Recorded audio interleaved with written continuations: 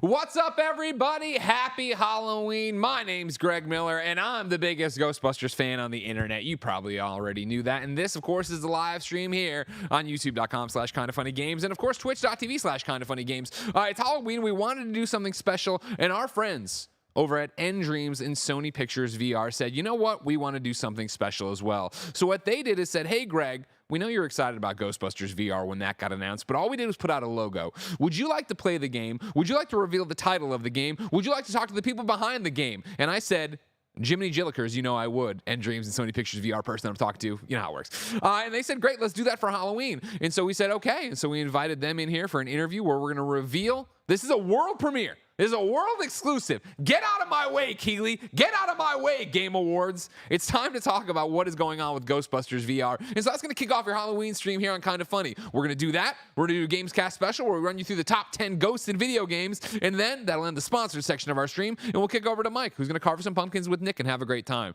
So we hope you're in costume at home and ready to have a good time with us. For now, though, ladies and gentlemen, it is all about Ghostbusters VR. Of course, you can wish list it today on MetaQuest 2. Of course, if you want to, right now you're on the chats, put in the Nightbot command there, exclamation Ghostbusters VR, Ghostbusters. It'll send you the wish link page over on Twitch. But I digress. What is this game about? What is it called? And what is the key art? Well, ladies and gentlemen, I'm happy to tell you right now, Barrett, roll the interview.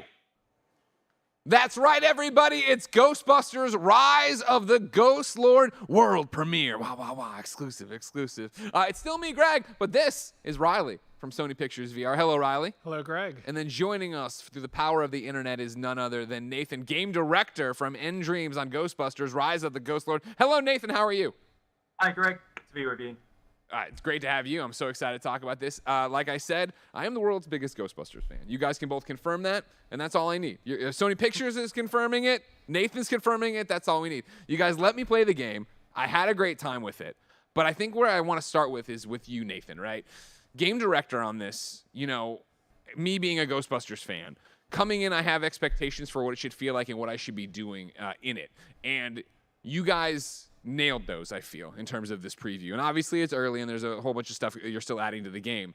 But my question for you is, when you set off on this journey to make Ghostbusters Rise of the Ghost Lord, what are the tenets you know you need to hit? What are those things? I feel like every developer has got like 3 bullet points. They're like, this is what the game needs to be. What were they for you?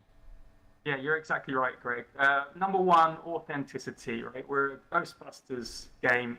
Sony Pictures VR set us the challenge of creating a story in a new place, in a new city, to evolve things like the equipment and so on. So number one was like, what do we need to keep for it to be authentic? And what are the things that we can evolve? How can we change something so it's recognizably Ghostbusters?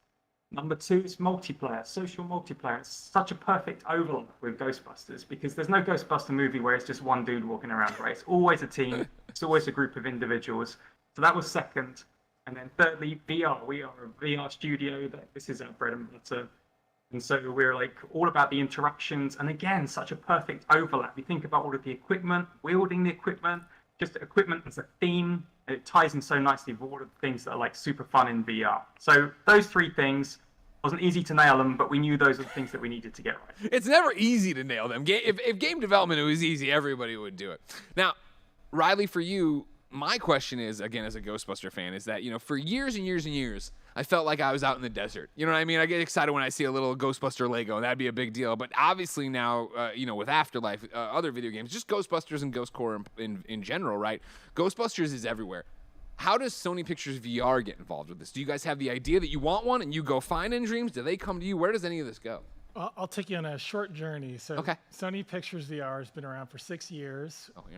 Oh, sorry. No, it's okay. I don't want the Ghost Lord in the control room to come in here and get mad at you. Oh no, it's the Ghost Baby Barrett. Sony Pictures VR has been around for about 6 years, making VR games only. Yeah. We are set in the Sony Pictures campus, so we're right next to all that great TV and film IP, including Ghostbusters. And if you don't know, ladies and gentlemen, what that means is that at any point you can go to lunch and you can walk over by the Ecto-1. That is the correct. Ecto-1s, both of them. We walk by it almost daily. I hate you. So, our job is, being there and having that great access to IP and the filmmakers and the showrunners is to find the right IP, to bring to VR, and then to find the right developer. So Ghostbusters was top of mind. Afterlife, just came out. It's a great film. and we wanted to do it. We do a quick check on it. Would this be great in VR? And very quickly, the answer is yes. First person, immersive, holding the proton wand. I mean, what could be better? Many people want to be in the Ghostbusters world, yourself included. That's true. I do. I have it once or twice, but that's not about me right now. So that's what we set out to do. And the next step is to find the right developer. Yeah. So very quickly, we started talking to nDreams, and we go through an initial kind of pitch creation process, and that gave us all the confidence we needed.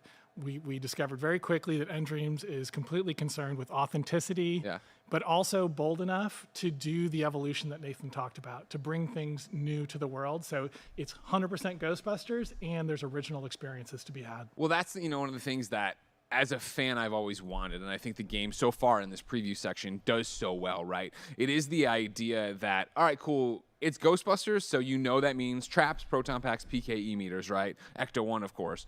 But to take it and put it in San Francisco, I was so amazed that you were playing with me yesterday. You both were, actually. When I was in there and I nerded out, right, of walking around your quote-unquote firehouse, which is, of course, a cable car station that the Ghostbusters have taken over. The containment unit is a retrofitted cable car, right? So you can see them through the windows there. And then, of course, having Ecto-1 parked there, going over and customizing it, having it, like, Nathan, I mean, hats off to you and the team, because for real, like, I came in and I'm a big fan of VR, but I also know sometimes, like, all right, what is a VR game or a VR rendition of an IP or a game you want to play? What's that actually going to be? And yesterday was a lot of fun. And so, Nathan, really hats off to you guys. Like, how hard was it to find that fun, though, Nathan?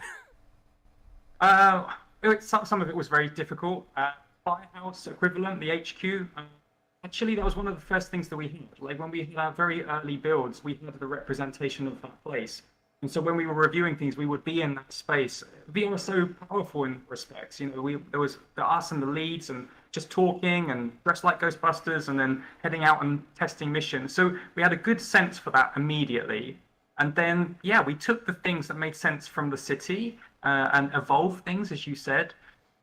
The thing that we really care about, though, is the gameplay, the ghost catching side of things. And that, we've been iterating that all the way through the project. We start with, like, vaporizing a ghost, we get that feeling good, then we move on to the tethering, then we move on to ghost behavior. So there's all of these layers that we had to get through. And each time going back and checking that the stuff that we kind of banked still worked. Really not easy. Some things came easier than others.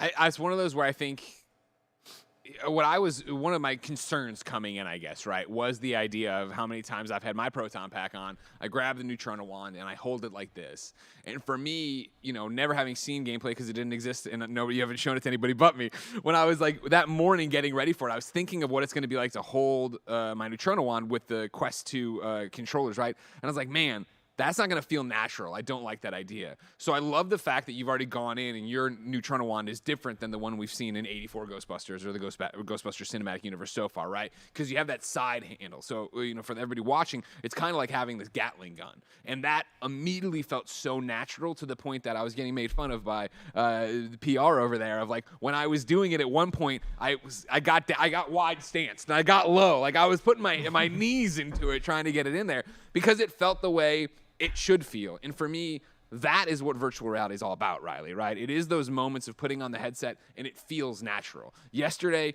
holding my proton gun, whipping out the PKE, shooting out the trap, because it's like a device you hold on and shoot it out and then retract it back with that.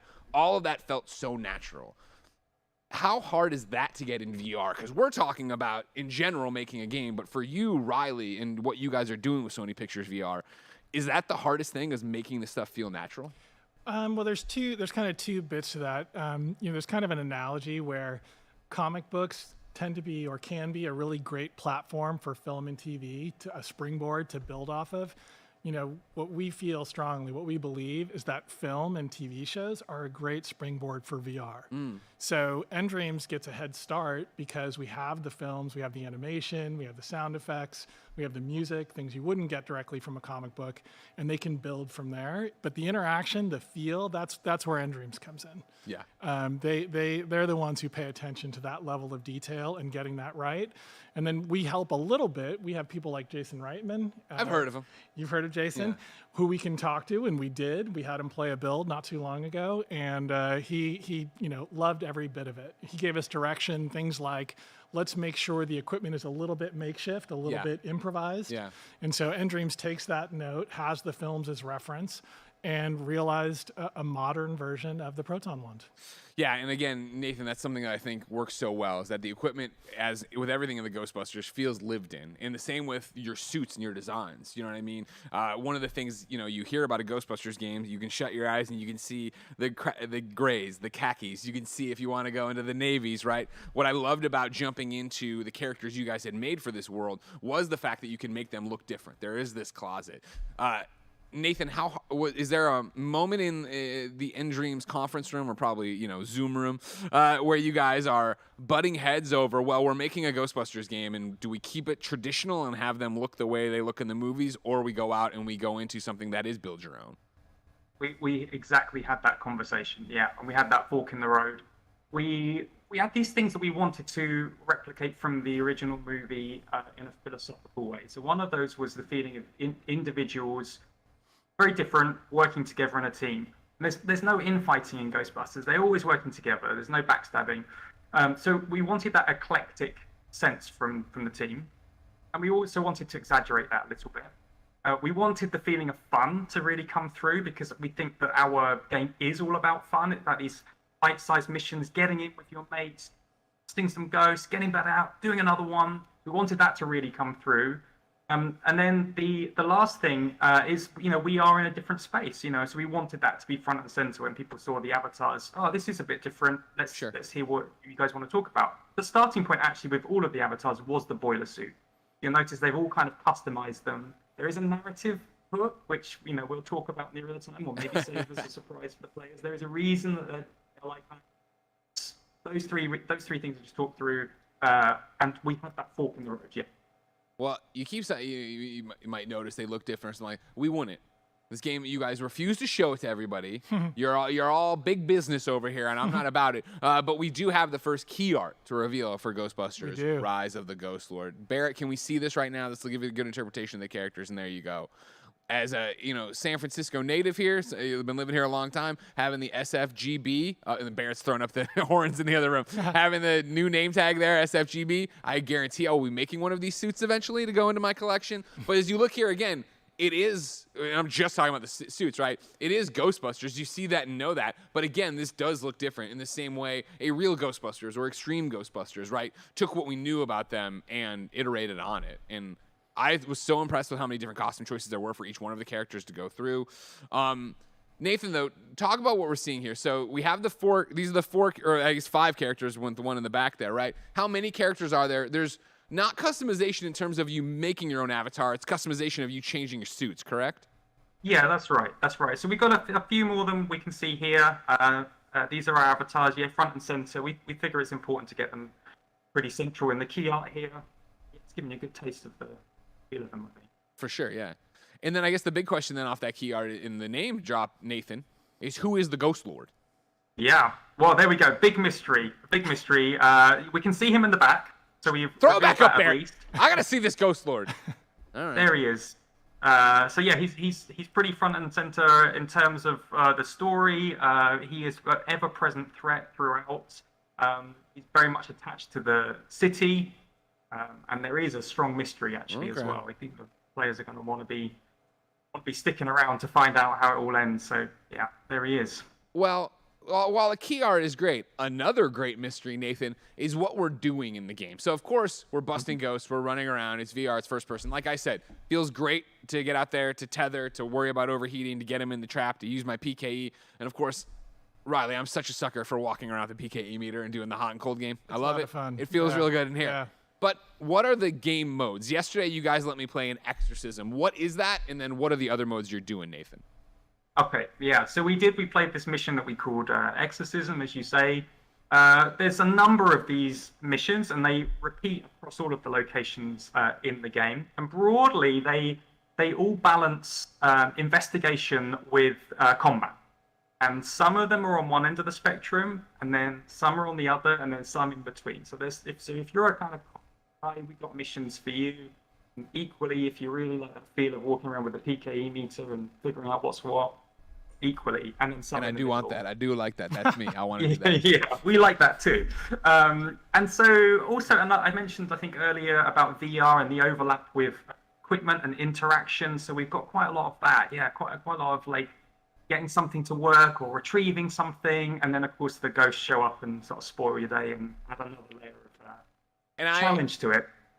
As everybody who would watch this probably knows, of course, I'm a knucklehead and I love playing games, not very great at making a game because I can never do it and I have no talent. And I think that was one of the things that was impressive to me, Nathan, was the fact that it's not just, okay, go out and bust the ghost at this thing. You guys are putting in game modes, the collectibles, the things, the fixing. They'll go off and make this more than, all right, cool, you're just on the job to bust Slimer and come home. Like, the fact that there's more of that going on, and then on top of it, correct me if I'm wrong, Nathan, there's the narrative interspliced with that. So it is me going off playing missions with my friends, but then that is, of course, building to this Ghost Lord story. Sure. Yeah, that's right. And it was really important to us that we had variety as well. So the same mode, and we mentioned this exorcism mode that we played, repeated in different locations, has a different feel. Sure. We take those elements and we will have a location that is more vertical, or one that's more horizontal, or smaller, or larger, or what have you. So yeah, mixing up always. And there's a ton of missions as a result. I can't wait to play them. And I'll be playing real soon, right, Riley? Pretty soon. How soon? Pretty soon. When am I playing it? 2023. God dang it. You know what I mean? If they won't show you the game, they're not going to give you the release date. But you hope beyond hope that they will out there and stuff. Of course, MetaQuest 2, PlayStation VR 2 has also been confirmed whenever that one comes out. Sometime next year as well. Shuhei, I'm looking at you. I know you know. Let me know when that. Everybody's withholding these dates these days, Barrett.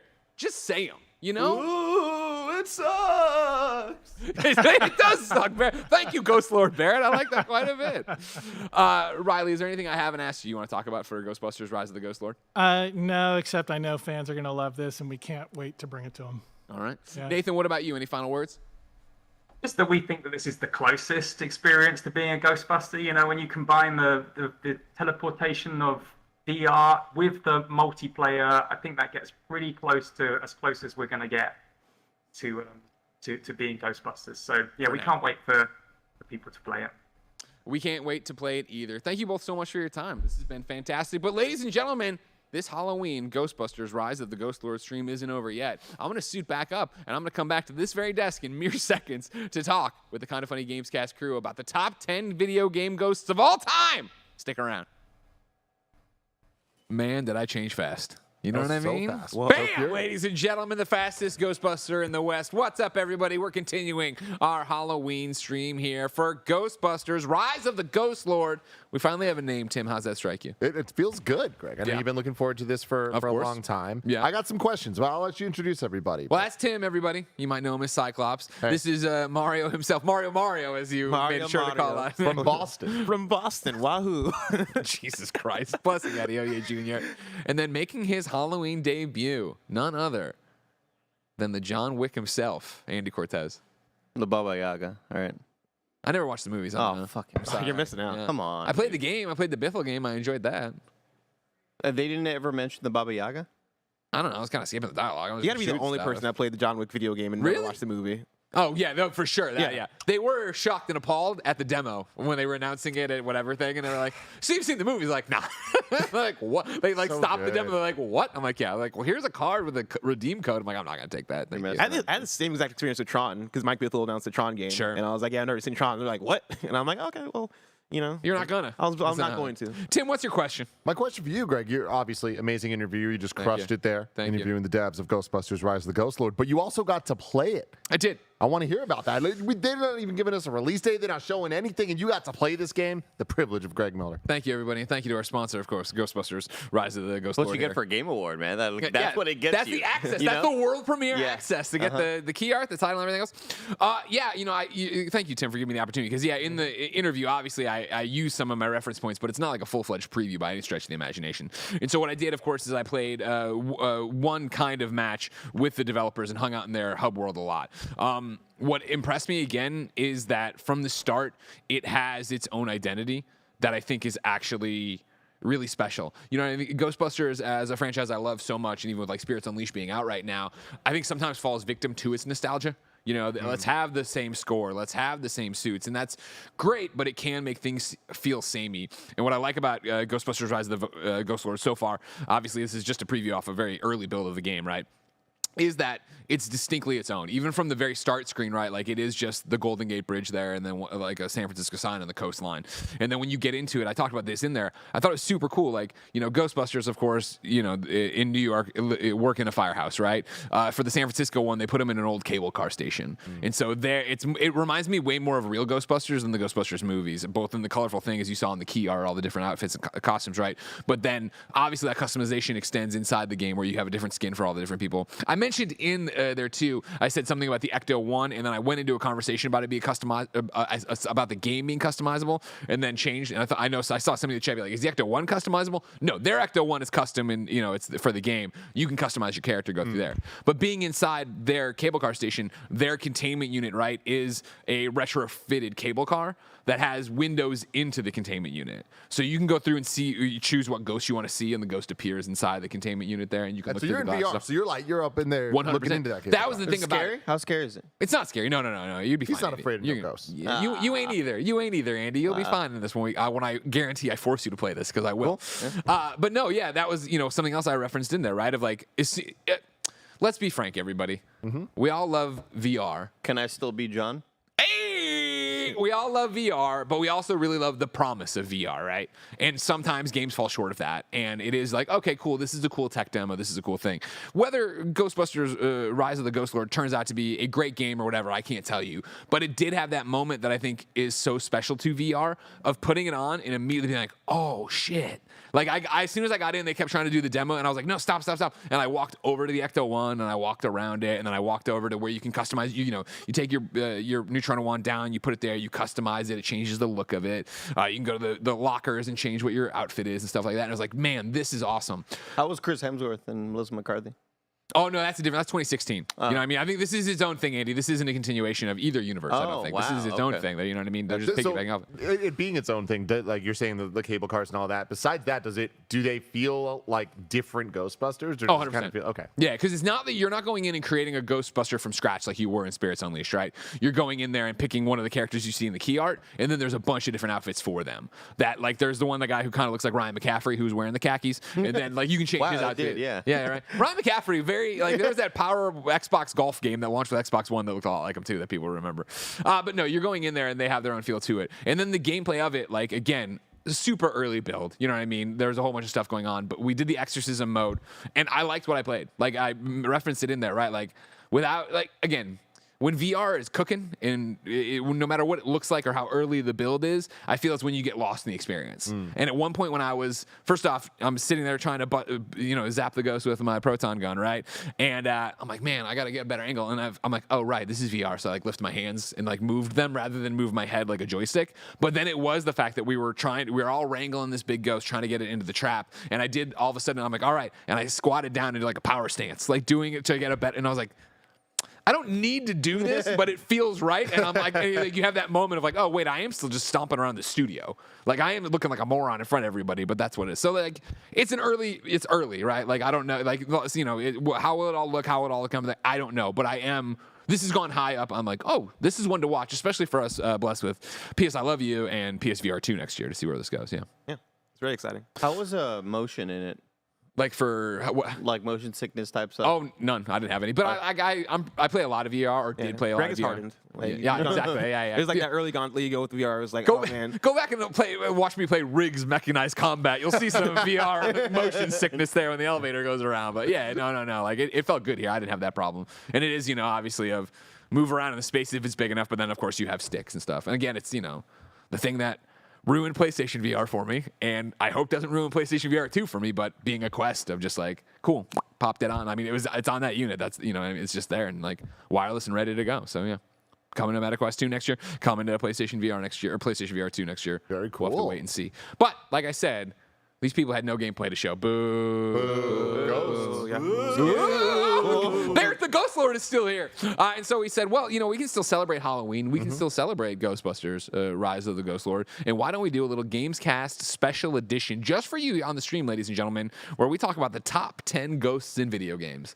Now, usually I pitch an idea like this, Andy, and you don't care. You roll your eyes and you walk out of the room. That happened here as well. But Blessing and Tim, you both were like, yeah, and like high-fiving and stuff, and I don't understand why. Blessing and I are pros when it comes to ghosts in video games as of last week, because we did an episode of the critically acclaimed show, The Shit List, where we went to thegamer.com and found a list that was top 10 ghosts in video games. Top 13. Top 13 most ghosts. memorable Top ghosts. 13. And we're like, so we sat there, and for people that don't know what the shit list is, Bless and I find a list on the internet. We before we actually look into the list, we just look at the headline. We try to guess what we think the list is going to be based on who the outlet is and like how much we trust them, and also just what makes sense for the whatever the headline is. And then we look into it, and then we critique if we think it's a good list or not. And as we start getting into it, we were immediately like 13, top 13 list for ghosts. Because it's spooky. Y'all have something to say. Yeah. You know what I mean? Because like off the top of my head, I can't be like, oh, there's a ton of ghosts in video games, right? That's the tough thing about it is, I got the list, one, because the gamer is just filled with a wealth of different lists on the website, but also, it's the spooky season, so you want to do something that's Halloween themed. And for the first half of the episode, we were just like, all right, who are the ghosts? And a few came to mind, right? And those ones ended up being on the list. But as we got into it, it was that surprising thing of, oh wait, no, there's a lot of really good iconic ghosts that just slipped our mind. So before we even get into to all of that, I want to ask Andy and Greg. Yeah. What are some ghosts? Like, I guess you might have already thought about this a little more. So I Andy, thought about it. I'm putting you on the spot. I think immediately I think of the horrifying gifts that I've seen from PT with Lisa, and I feel like she's up there. But then I'm also thinking the Ghost of Sparta, Kratos. I'm thinking Ghost of Tsushima. Wow. Yeah. Look at this guy. See, I was saying Call of Duty's Ghost. Oh, sure, right? yeah. Didn't make the list though. Didn't make the list. Yeah. No, So how do we want to define it then? Are we defining it? I mean, we're going to argue, I guess, to make our top 10. But I do really appreciate the idea of Ghost of Sparta, Ghost of Tsushima. I love Tim mentioning, like, wow, there's 13 on this list. And you got to assume that that writer was only asked for 10 by their editor. And that writer's like, no, this is over. This is free labor. I don't care. I'm not going to charge you for these last three. I love this list. And honestly, the list was very impressive at the end of the day because like they were getting pretty obscure, but like you could tell that they were following an internal code. Like they had something they wanted to say about these ghosts in this list. I know it sounds ridiculous, but especially when it comes from a place like The Gamer, it constantly feels like they have no internal code. So this one was impressive from The Gamer. So you're saying shout out to the Gamer staff and Gabrielle Huston. 100%. Yeah, 100%. It was very much a one for you, one for me kind of list. Exactly. Whereas like, okay, here's one that you all know that has to make the list. But also, here's a deep cut that I think is a dope ass ghost, right? That I'm going to put on the list, right? There was a lot of that, which I respect. And what was cool about it too is like not only did they have something to prove with 13, not even 10, some of their numbers would be multiple ghosts. And I was like, can I read through it? Because I have it here. Well, that's the thing. I feel like this is like we're not going to get better than this list. So I feel like I feel like we could though. There's some notable exceptions to this Nintendo really? fanboy. All right. Oh, I don't know. We'll see about that. But I feel like in terms of ordering, we might disagree. But like in terms of like what there weren't really ghosts missing from that list. I mean, I think once we get into our Duffy, Andy mentioning the Ghost of Sparta, right? And like Ghost of Tsushima, I think we can get in that Duffy if we want to. We get to define this list. And there's even some that we were like, yo, if this is on the list, this is a 10 out of 10 list. And one of those was racing ghosts or racing game ghosts. Yeah. Right? Ghosts and racing games. Accurate. And this goes back. You remember this thing? Like it's a Reddit post that gets shared every so often about the guy who's like, dad died, but he saved the ghost so he can race his dad, but he never beats him, so the ghost never goes away. Beautiful. That's very beautiful and creepy. Rise of the Ghost. That is like, that's doing the Ghost of Sparta thing of like, all right, it's not what you expect, but at the same time, it is a ghost, right? When you think of what is a ghost in a video game, there's a reason why. Well, that's what I'm saying. Like, we're allowed to, be creative, unlike the Gamer, and unlike Tim Geddes, who just wants to say they nailed it and they're done. Greg, did you just say Rise of the Ghost Lord in a Morgan Freeman voice? What was that? Rise. I think it's more Palpatine, right? Yeah, okay. Very confused. Well, Ghost so Lord. While we were doing the shit list last week, talking about these ghosts, like a big thing that came up. KindaFunny. Exactly. Something came up between me and Bless. We're like, what is a ghost exactly? Like Lisa from PT, is that actually a ghost? Like I don't know the definition of it. And I started thinking about you, Greg Miller.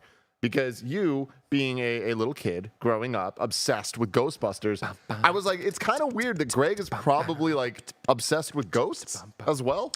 Growing up? Yeah. Yeah, for sure. So like, how was would it, you Hans define Zoller? ghost?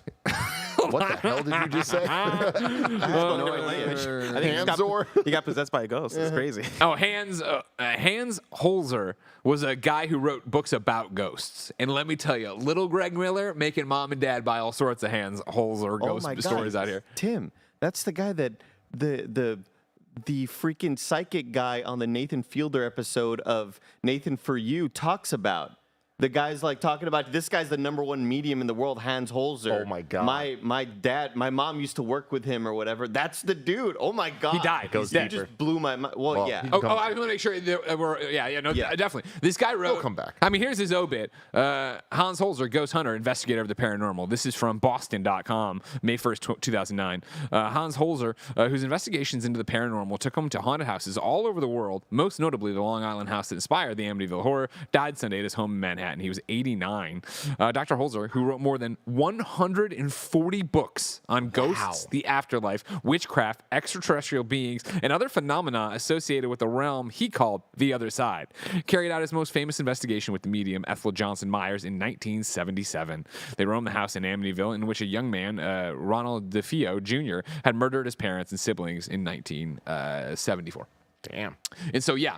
This guy, 140 books, I assure you, that was my thing of going to the library and going to the Dewey Decimal System card catalog, going to Hans Holzer, because I'm not old, finding those books and getting those books. And then when I couldn't find any more of them, Creepy kid. well, it comes from my obsession with Ghostbusters. Sure, yeah. Like, it was definitely this thing, that I was super into, ghosts because of Ghostbusters. But I was, so here's a fun, heartwarming story for you. Mm-hmm. My next door neighbor, they have a little girl named Emma. She's 8 now, I think it is. She's like born to be a ghost, dude. Emma, with a name like Emma, like she's gonna be haunting people, dude. What?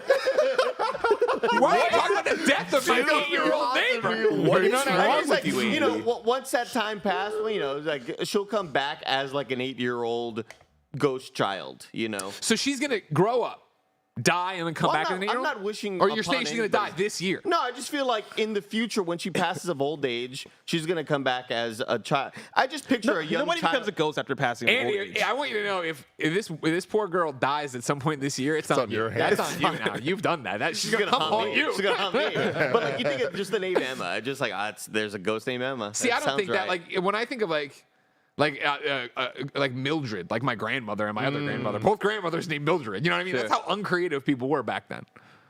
I'm waiting for like a ghost named Brad, like who used to watch like Road Rules and stuff like that. Whatever happened to that season 3 of the challenge? I died watching that.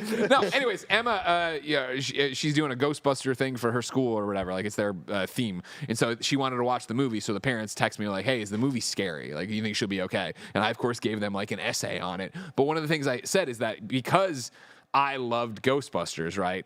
I never was afraid of ghosts. Because it was that idea of like, to me, and what the movie is, right? The Ghostbusters are, just exterminators, right? That's why the outfit looks the way it looks. So you're meant to just show up, clean the place, and leave. And so the fact that ghosts were a problem, but they had a solution to it, was always comforting to me. And that was the thing, even though, like, I wasn't seeing, you're not seeing ghosts left and right. I always wanted to know a ghost story. I always wanted to hear from the neighbors if they had something going on. So yeah, I was obsessed with them, but I was more obsessed with the idea of them the ghost busting them. Yeah. It's that thing where I always talk about, like, Andy, I'm a very talented man. And clearly I've given everything in my power and will to KindaFunny and video games journalism, right? But if I had gone a different direction and I was making movies, let's say, I always watch like the It movie or whatever, right? The movie It, right? Or anything for that matter, any scary movie. And I'm always like, if I was there, you know what I would have done? I just would have done a day where I had somebody bring an Ecto-1 here and I just would have filmed that. You know what I mean? The scary setup. And it's a deleted scene. It's a little thing. Remember when they used to do fun deleted scenes on the DVDs? Yeah. Now they just put it back out and say extra stuff, 3 more hours. What the hell? Extra stuff. I would toss in an Easter egg. We'd have some fun out there, ladies and gentlemen. In some interactive menus. Yeah, exactly. Go find it. Go click over there. Spider-Man runs out with the X-Men. That was a funny one. I need a little more clarification on what it is that you want to do. Yeah, me too. He wants to make a movie where he can bring out an Ecto-1 for a But deleted not a scene. Ghostbusters movie. Like you want. He doesn't know what movie he wants to make. He just wants to make a deleted scene with an Ecto-1 in it. That's it. I would always push to be ahead of the schedule, and like you have a creepy house or whatever, right? And then just every time I do something, the house is all creepy and there's something in the window and there's like a lightning crash, and the Ecto-1 just rolls in, right? And you play the song real quietly. That's it. That would just be a fun deleted scene to put on Twitter, put on Twitter? Promote my movie. Oh, okay. Yeah. Come on now. To promote a movie that doesn't have Vector 1 in But the it's movie. a scary movie. That's the thing. Any scary movie. It's the reason I was so stoked to go see Beetlejuice as a child with Mom. You know what I mean? We had a nice little movie date. I was a little kid. Beetlejuice was in theaters, and they sold me it was a ghost movie. Because, what did I do? I had my own little Tobin spirit guide I had made from, the Ghostbusters. I had made it out of cardboard, and I would cut out things about ghosts and put them into it. And so I cut out the Beetlejuice Theater Showtime poster thing from the newspaper and put it in there. And I went there and I see this, and these were always educational movies to me of how could me as a Ghostbuster be Beetlejuice. An educational film. You know what I mean? And it's like I'm taking notes in my own Tobin spirit guide. Don't say his name 3 times. You know what I mean? Documentary, yeah. Pretty dumb. You can trick them. You got all sorts of stuff in there you can get them with. Yeah. I digress. Beetlejuice is not going to be on our list, I don't think. Unfortunately. Webster's dictionary defines ghost as you. an apparition of a dead person which is believed to appear or become manifest to the living, typically as a nebulous image. Interesting. So, like, I think your question was like, Lisa, she has like physical characteristics. She can grab you and freak you out and stuff. And I think that that's okay for ghosts. I think that they're allowed to do so. I don't think they always have to be invisible, floating, like haunted mansion type. Oh, thing, I'm totally with you. Yeah, it was just like looking through the list. We're trying to think because normally when we think of these lists, there's the most obvious like what is the number one answer going to be, right? Like It's Family Boo or Feud King a little Boo, bit. right? That's the thing, right? He's earned it. There's Boo. You would think Adorable. so. Scary. Absolutely. And I would argue there's a difference between Boo and King Boo. I don't fuck They're with Boo. different characters. Okay, fair enough. Nerd. I don't fuck with Boo doll. We're enemies. Sure. But Mario. I understood. What are the other like number one? You ghost played it a little videos? too straight, but I understood what the joke was. I guess I could have been like, I get it, Mario. I should have thrown you a bone there. What are the what, Tim? What are like the number like what should be number one on this list besides Boo? Like other ones in that tier of like not the Lisas, but like we're talking iconic video game ghosts. Okay, so we're just naming things? Yeah. So, well, Lisa from PT should be there. I know you said don't do that, right? I'm typing these down, by the way. Yeah. The Pac-Man ghosts. That's it. Those are the ones that me and Bless did not think of. No. And when we saw the list, we were like, we're freaking idiots. Like that is the most obvious thing. I feel like if any ghosts were to be potentially above Boo, it would be Inky, Blinky, Clyde. Pinky. Oh. And I forget Inky, the other- Blinky, Pinky, Inky, and Pink, Clyde. Yes. So right now I have number 1, I'm Boo. old, not that old. Number 2, Pac-Man Ghost. Number 3, Lisa. As we That's go not your through. official rankings, though. That's just No. you're putting This is put 'em prank down. a pile. I have a whole list that I've brainstormed before the show. Hit us with it. Hit us. Now, okay, so you got Boo, you got the Pac-Man ghost, of course. Here's where it gets interesting. I want to break them up, of course, but you could put Kojima ghosts, but we could break them up, and we should break them up. I think IMO, but I would put the Sorrow there, obviously. Metal Gear Solid 3. Yes, What a fucking 100%. boss fight. Oh, where do we put the sorrow? Don't worry about that yet. We're just brainstorming. All right, I'll type it down. I would also I would want to put out the BTs from Death Stranding. No. Okay. Remember? Super creepy. You're walking, they say, and they get up. yeah. That's terrifying. You didn't like that. Floating up, And then honorable mention. I don't think it needs to be on the list, but just the ghosts from Metal Gear Solid in general. Metal Gear 2. Remember when you go take the digital photos and you took them in specific spots and there'd be a ghost that would pop up? That was always cool. That was always a cool thing. But again, that's a tip of a hat. Tip of a hat. All right, we're not getting out there. What else do I have here? Aiden from Beyond Two Souls doesn't deserve to be on the list. Doesn't deserve to be on the list. Fuck people like up. that, though. Fuck people up. I'll give him that. You know what I mean? I appreciate that part of him. I think I like Aiden from the trailer of Beyond Two Souls more than the actual Yes, game itself. the idea of Aiden I liked a lot, Yeah. for sure. Yeah. Was there a Sixth Sense video game? No, never too late. Can I throw one out? Yeah. Joker. Spoilers for Arkham. Spoilers for Joker from Arkham, the third one. Arkham Knight. But do you know, is he an actual ghost, or do you think No, he's just a that's- vision? And here comes Barrett, Batman Yeah. expert. Barrett, you're a Batman expert. Would you like to stomp Mario here? Yeah, I'm gonna stop Mario there. Not really a ghost. That was like a weird chemical mixture that was happening inside Batman's head. So enough. I had a nickel. there wasn't a supernatural element there. Fair It enough. was just Batman kind of drugged up a little bit, you know. Sure. The one that like on the gamers list that they did that I was like, wow, they have even more than 13 because all the Pac-Man ghosts counted as one entry. Of course. bull. Yeah, no, And we're then, not doing bunch that. of But BS. another one that I was like, wow, that is a ballsy move here. Ghastly, Haunter, Gengar. All three of them count as one. And I feel like Pokemon. they should be high on the No, list. that at that point you are. I don't like them being counted as one. Me neither. At that point, you're doing like yeah, that's so and so. She's George Clooney's wife, and it's like, no, she's way more than that. Okay, The Gengar is not just an evolution to this ghostly thing. You're right.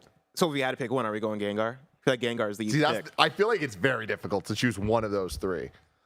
I appreciate you taking notes here, by the way, so we can just brainstorm. I like that. Oh yeah, I'm a seasoned list maker. You are. We've been doing shit lists for a while now. I think you're right. I think Gengar is probably the most iconic. Definitely the most them. haunter's Yeah. Haunter's dope as shit, though. I feel like it doesn't get enough love. I kind of want to like Haunter's give dope him the as hell. love. The middle We could child be that the like doesn't change. get the love. Because yeah. he says Haunter greater than Gengar. I mean, that's Wow. the thing. It's like, and that's no shade against Gengar for He's sure. the purple yeah. dude. Yeah, they're All all of them are purple. purple. This is Haunter. Okay. He's Yeah. the middle one that Is I there feel no doesn't get enough Ghastly love. I think Haunter is cooler than Gengar too. I just think Gengar maybe has a little bit more. He's got the stuff. Now you said Yeah. let's think outside the box, and I'm with you. All right. So if we're putting the Pokemon in here and try to decide which one, just to represent the Pokemon, why not put Porygon on the list? Because he's I cool. hate you. I hate you so. Technically not a ghost. I know, but he could represent the ghost like you guys are saying here. I don't know how I feel about that. Wait, Yeah, I why don't would like he it. represent the ghost? Because we need a Pokemon representation. Representation. I say Haunter because this is our list. All right, fuck it. Let's We go. can't just Okay. copy the game. So there's no Ghastly love, is what I'm hearing. There's definitely no gas. No. love. Wow. Okay. Nah. Okay. I think Ghastly just more of a. I think a lot of it blessing is that you're never excited to see a Ghastly in a Pokemon game. Yeah. It's Ghastly it's means like, to an end. It's like seeing a Diglett in a cave. You know, it's like you're gonna see a shitload of Ghastlies, but if you see a Haunter, you get filled with excitement. Okay. You know. Fair enough. Okay. All right, you want more here? Yeah, throw out some more. Slimer from Ghostbusters. Fair Which enough. one do you want to put in?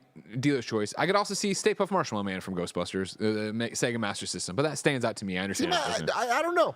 I don't one? know that I can stand with Slimer. What, again, being we one are- of the best video game We ghosts. are brainstorming. All right, okay, I'm we just can- tossing. okay, Again, I okay. put out All right. Aiden. I'm not saying Aiden needs to go on the list. All right. But that's Gotcha. a good choice, though. I like that. The Animal Crossing ghost, Wisp. Remember Wisp? Shows up in the middle of the night. He breaks in a million pieces. Not a million pieces, like 3 pieces. You got to go capture him with your net. He's out there. He's cute. He's adorable. Why not make the island creepy? I got a good one. Whenever it's one you wouldn't necessarily think of, but it's so ever present. Whenever you die in World of Warcraft and you as a spirit have to run back to your corpse, Yeah. you're playing half Yourself. the game in World of Warcraft as your own ghost. Wow. You know, because you're always like, at least I was always dying. I had a terrible group. Oh my god. It's like, please tank for me. You know what I'm saying? Sure, Heal yeah, me. yeah, that's trouble. That's trouble. But yeah, I think like you run back as your little spirit and then you resurrect your body. Yeah. Okay, fair enough. I think outside the box. The other one I put these all together. Again, I don't think you guys even played this game, so it doesn't work. Cozy Grove Ghosts. Cozy Grove, of course, an adorable game that was Cozy indie that came Ghosts. out. It was kind of like Animal Crossing, except all the inhabitants of the islands were ghosts, and you got to help them. And they were ghosts. They were bears that were ghosts. So that was double cute. You know what I mean? Double cute. Ghost bears. What if you got name- run over by a car while playing Pokemon Go? Pokemon Ghost. You remember that song, Grandma Got Run Over by a Reindeer? I stopped listening to what you were saying. I'm sorry. That was a great song. Remember, you're They a made a kid. movie. You're in the car. There we go. That's Cozy Grove. You're in the car. And it's Christmas time. That's what you want to hear. Your parents have been listening to Silent Night and all this other Nat King Cole Bullshit, garbage. yeah. You're put on. Give me that good stuff. Put on Grandma Got Run Over by a Reindeer. Nickel garbage. Did y'all ever watch the animated movie based off that song? Of course. Oh yeah, it was a great one. So like, grandma got run over by a reindeer. Mom is banging Santa Claus. Like, this kid's life is a mess. Yeah. Santa's a fucking menace. In I mean, shambles. it's He's gonna looking like have a some fuck. stories to tell. Recency bias. Nameless from Ghostbusters Spirits Unleashed. Do I play that ghost? Yes, I do play that ghost. I mean, it's not only just recency bias; it's a lot of other bias. You know what? You can let it go. Greg I think Miller. he's a great ghost. Come on now. Possesses Winston the entire game. Come on. That's dope. That's cool. Y'all messing with Celebrimbor? Shadow of Hell Mordor? yeah, dude. Is that like that red paste you put on bread? No, Celebrimbor is the elf who invented the rings. Oh, fuck rings me. of power. Jesus Christ. Celebrimbor is the one who invented all of them. 5 to the fucking whoever, and 3 to these guys. Are you rapping? Did you start rapping? The boss. 1, 2, 2, 3 to the 4. Now, I appreciate that you guys had Ghost of Sparta Kratos, Ghost of Tsushima, a racing game ghost, because I thought this was going to be one I'd have to die on the hill for. I don't care if you want to give it to Nolan North.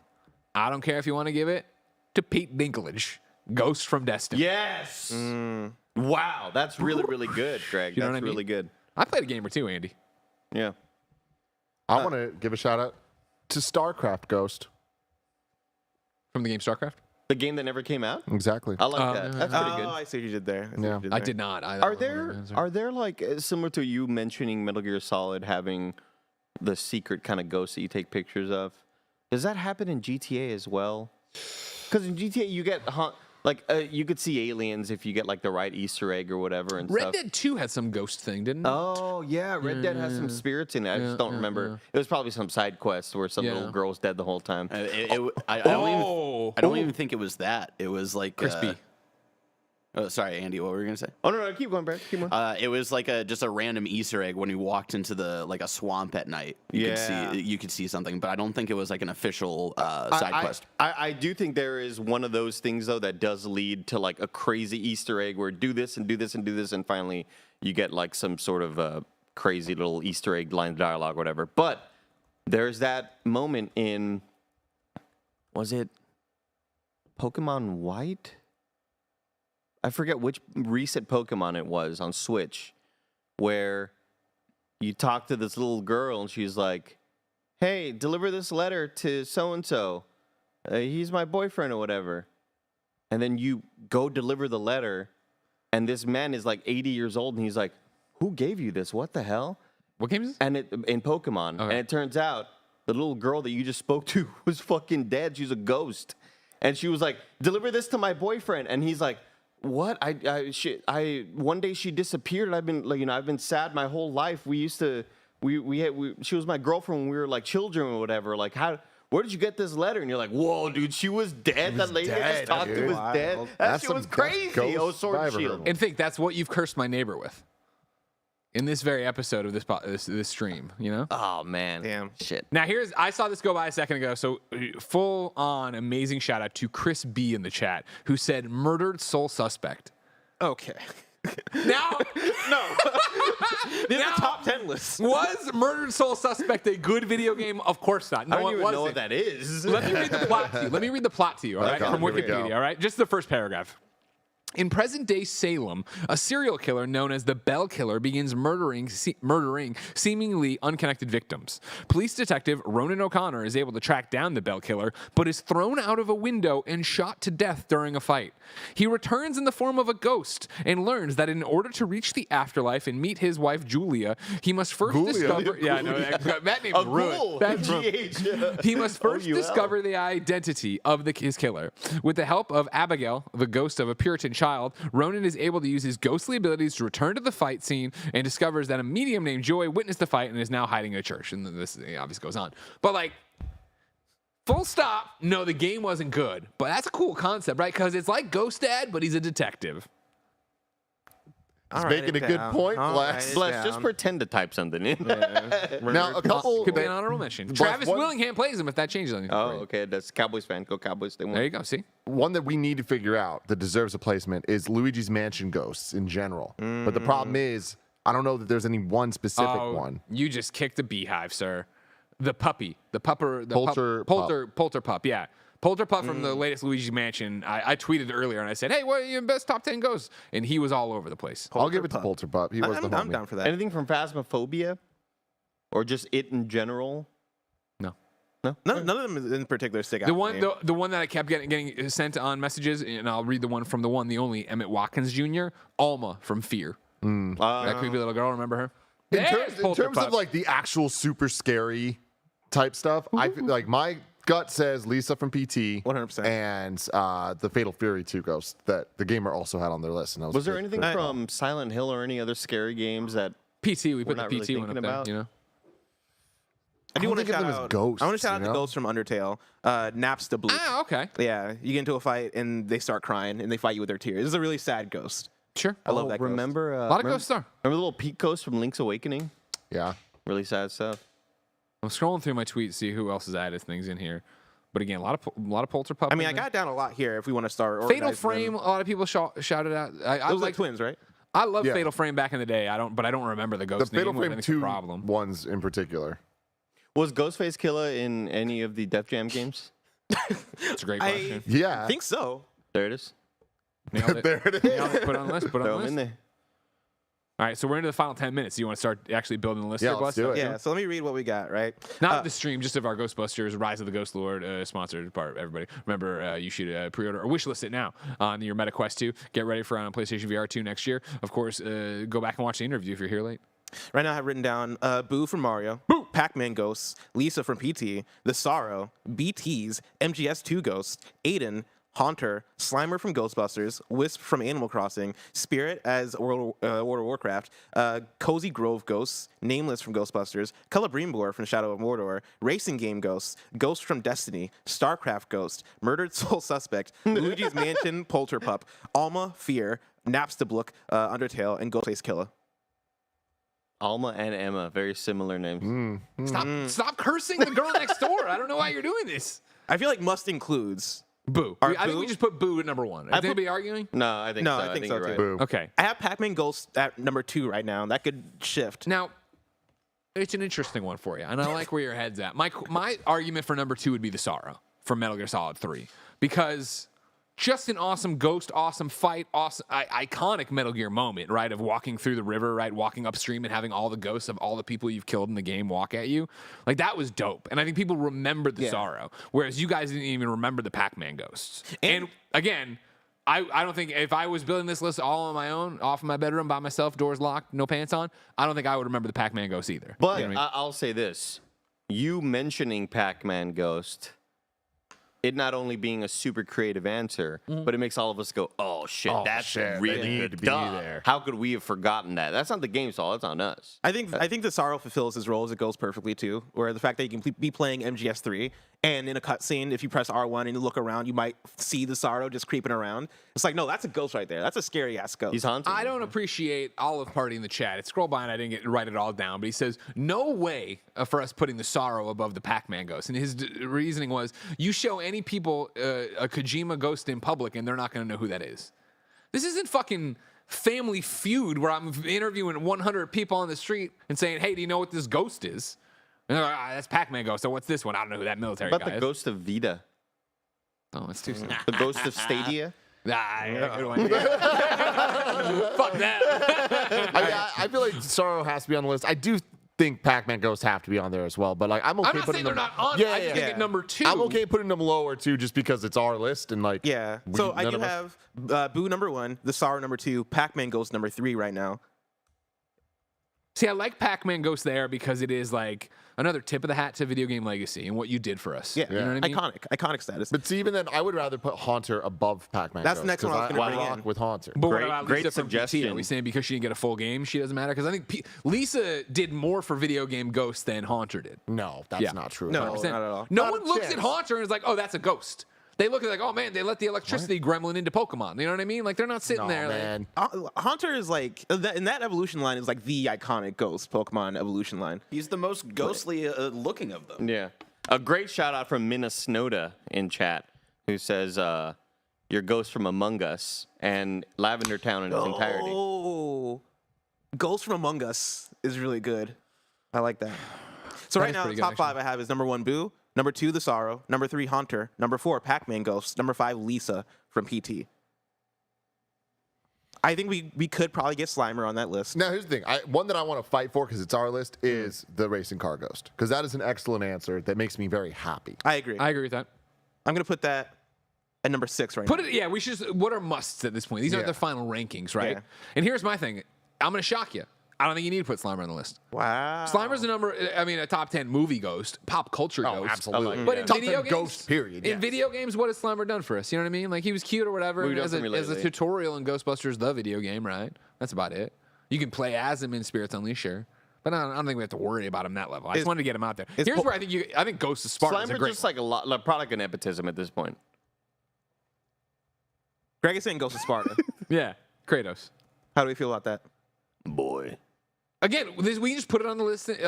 I would say that needs to be on there. Let's get I'm through putting it- the Kratos? 10 we think need to be there. The Ghost of Sparta, I'm adding to it.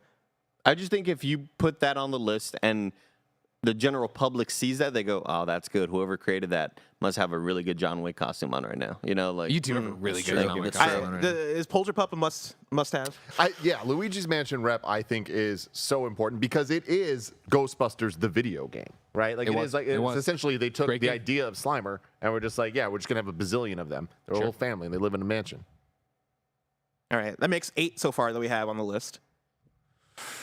So right now, on the list, but not in specific order necessarily, Yeah. Boo, The Sorrow, Pac-Man Ghost, Haunter, Lisa from PT, The Racing Car Ghost, Ghost of Sparta, Kratos, Polterpup. Correct. That's a really good list. So we have need 2 2 slots more. open. And We got BTs, MGS2 Ghosts, Aiden, Slimer, Wisp from Animal Crossing, Spirit from World of Warcraft, Cozy Grove Ghosts, Nameless from Ghostbusters, Celebrimbor, who I think is a strong contender, Ghost from Destiny, which I also think is a strong contender, Yeah. Starcraft Ghost, Murdered Soul Suspect, Alma from Fear, Undertale Ghost, and then Ghostface Killer. Who I also think is a strong, I love strong it so contender. much. Ghost from Destiny. I think Ghost from Destiny is a great selection. I'm putting it in there. Yeah. I don't feel strongly about any of those, and I don't think that we're missing any. So if anyone... We are also being threatened in Slack by one Joey Noel if we don't put a Ghost from Destiny on there. Oh, no, we made it. Well, here's the thing. Let me go through the gamer list, right? Because we actually didn't go through it at Sure, the top. good call. They had Boo from Mario, and they had that at number 13, which is terrible. The Pac-Man Ghosts, they got the Gengar Evolution line, Alma from Fear, they have one theirs, Sai from Fatal Frame 2, the Sorrow from MGS, the Heroes Shade from Legend of Zelda that's Twilight right. Princess. It's a good one. Which is a really good one. Celebrimbor, they got Lisa from PT, who I don't think we had that on the list. That should be on the list. Lisa Actually, from PT, she's on the list. Yeah. Oh, she's on. Okay, perfect. Headless Horseman from Skyrim. Grandpa from Stardew Valley. Divine Justina V from Dragon Age Inquisition, and then the Chozo Ghost from Metroid Prime. Hero Shade is one I would fight for. From Twilight Princess.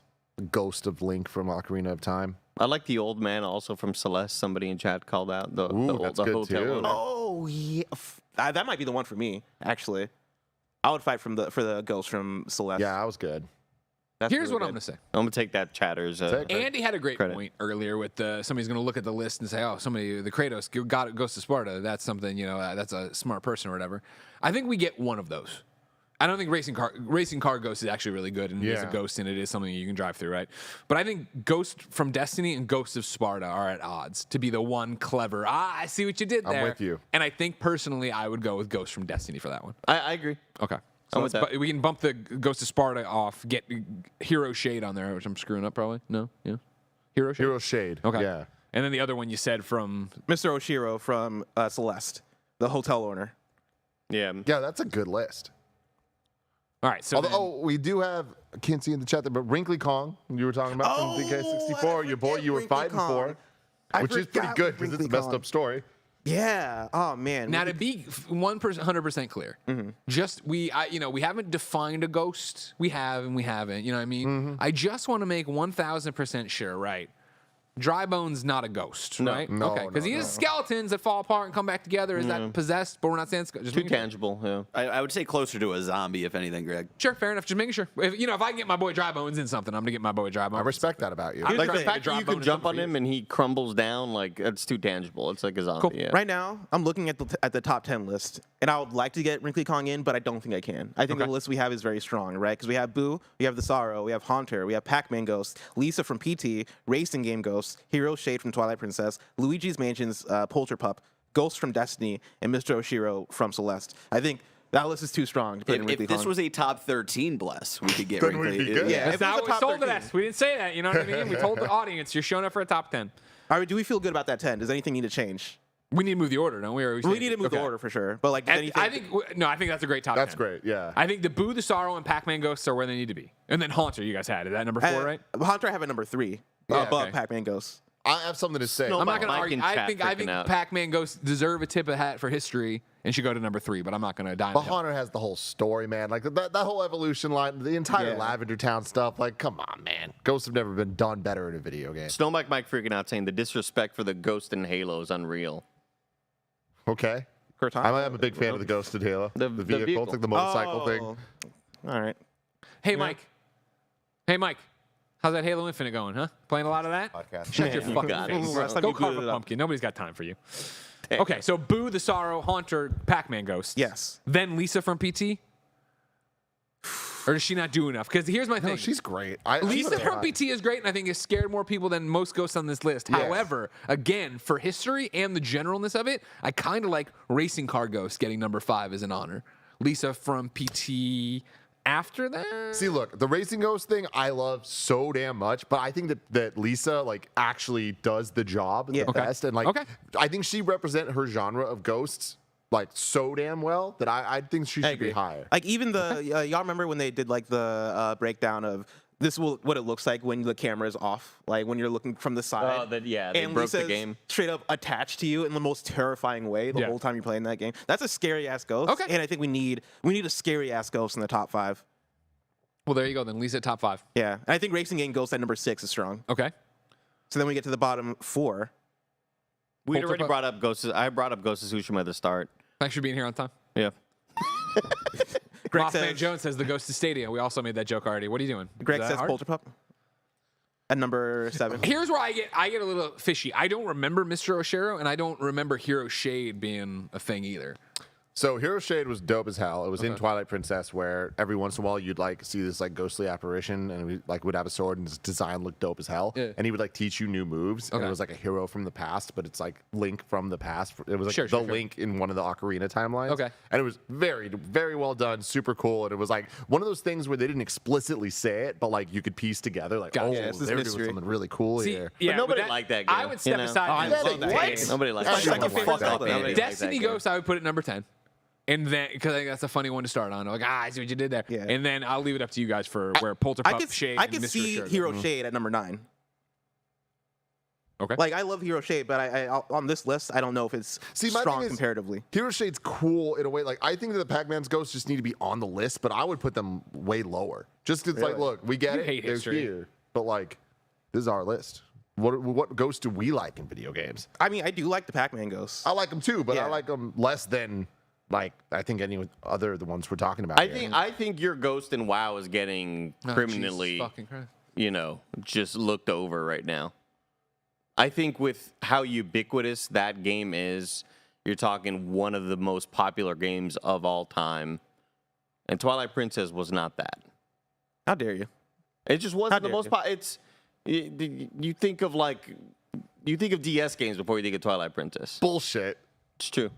That's not true at all. Nobody thinks about Twilight Princess. I think about Twilight Princess all the Nobody time. thinks I about love it. Twilight Princess. Nobody thinks about it. Best dungeons in the series. Oh, Some of the wow. cool. 1000%. The Wolf is great. You think about beginning of the game sucked. Zelda, it's Ocarina, it's Majora, it's Breath of the Wild. So right now, as I have the list, and I could roll with the list we have right now. Number 1, Boo.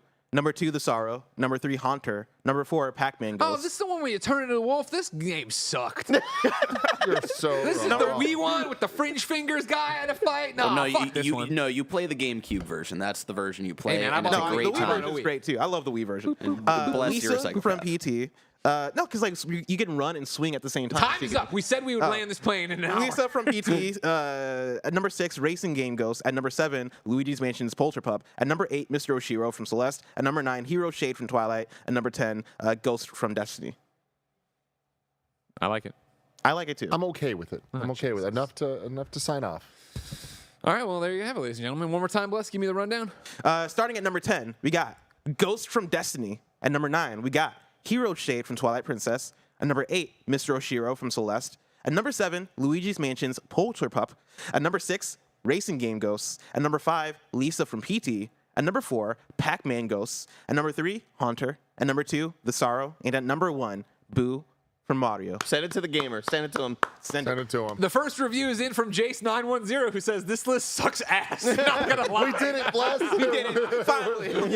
Ladies and gentlemen, if you want to keep up with other shit lists, of course, subscribe on patreon.com/kindafunny, where Bless and Tim break down a random list off the internet each and every week. And of course, thank you to Ghostbusters Rise of the Ghost Lord for coming through to not only let me play the game, be the first person in the world to do that, to announce their title and show their key art. Of course, you can pre-order right now on MetaQuest 2. Of course, it is coming to PlayStation VR 2 all sometime in 2023. I tried.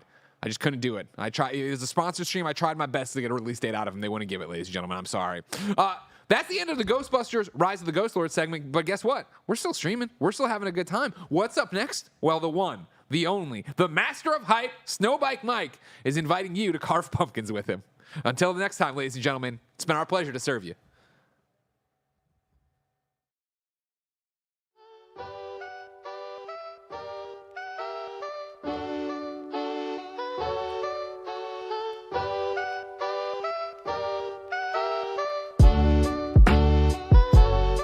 Oh, what the heck is going on, Kind of Funny Best Friends? It's Mike and Nick.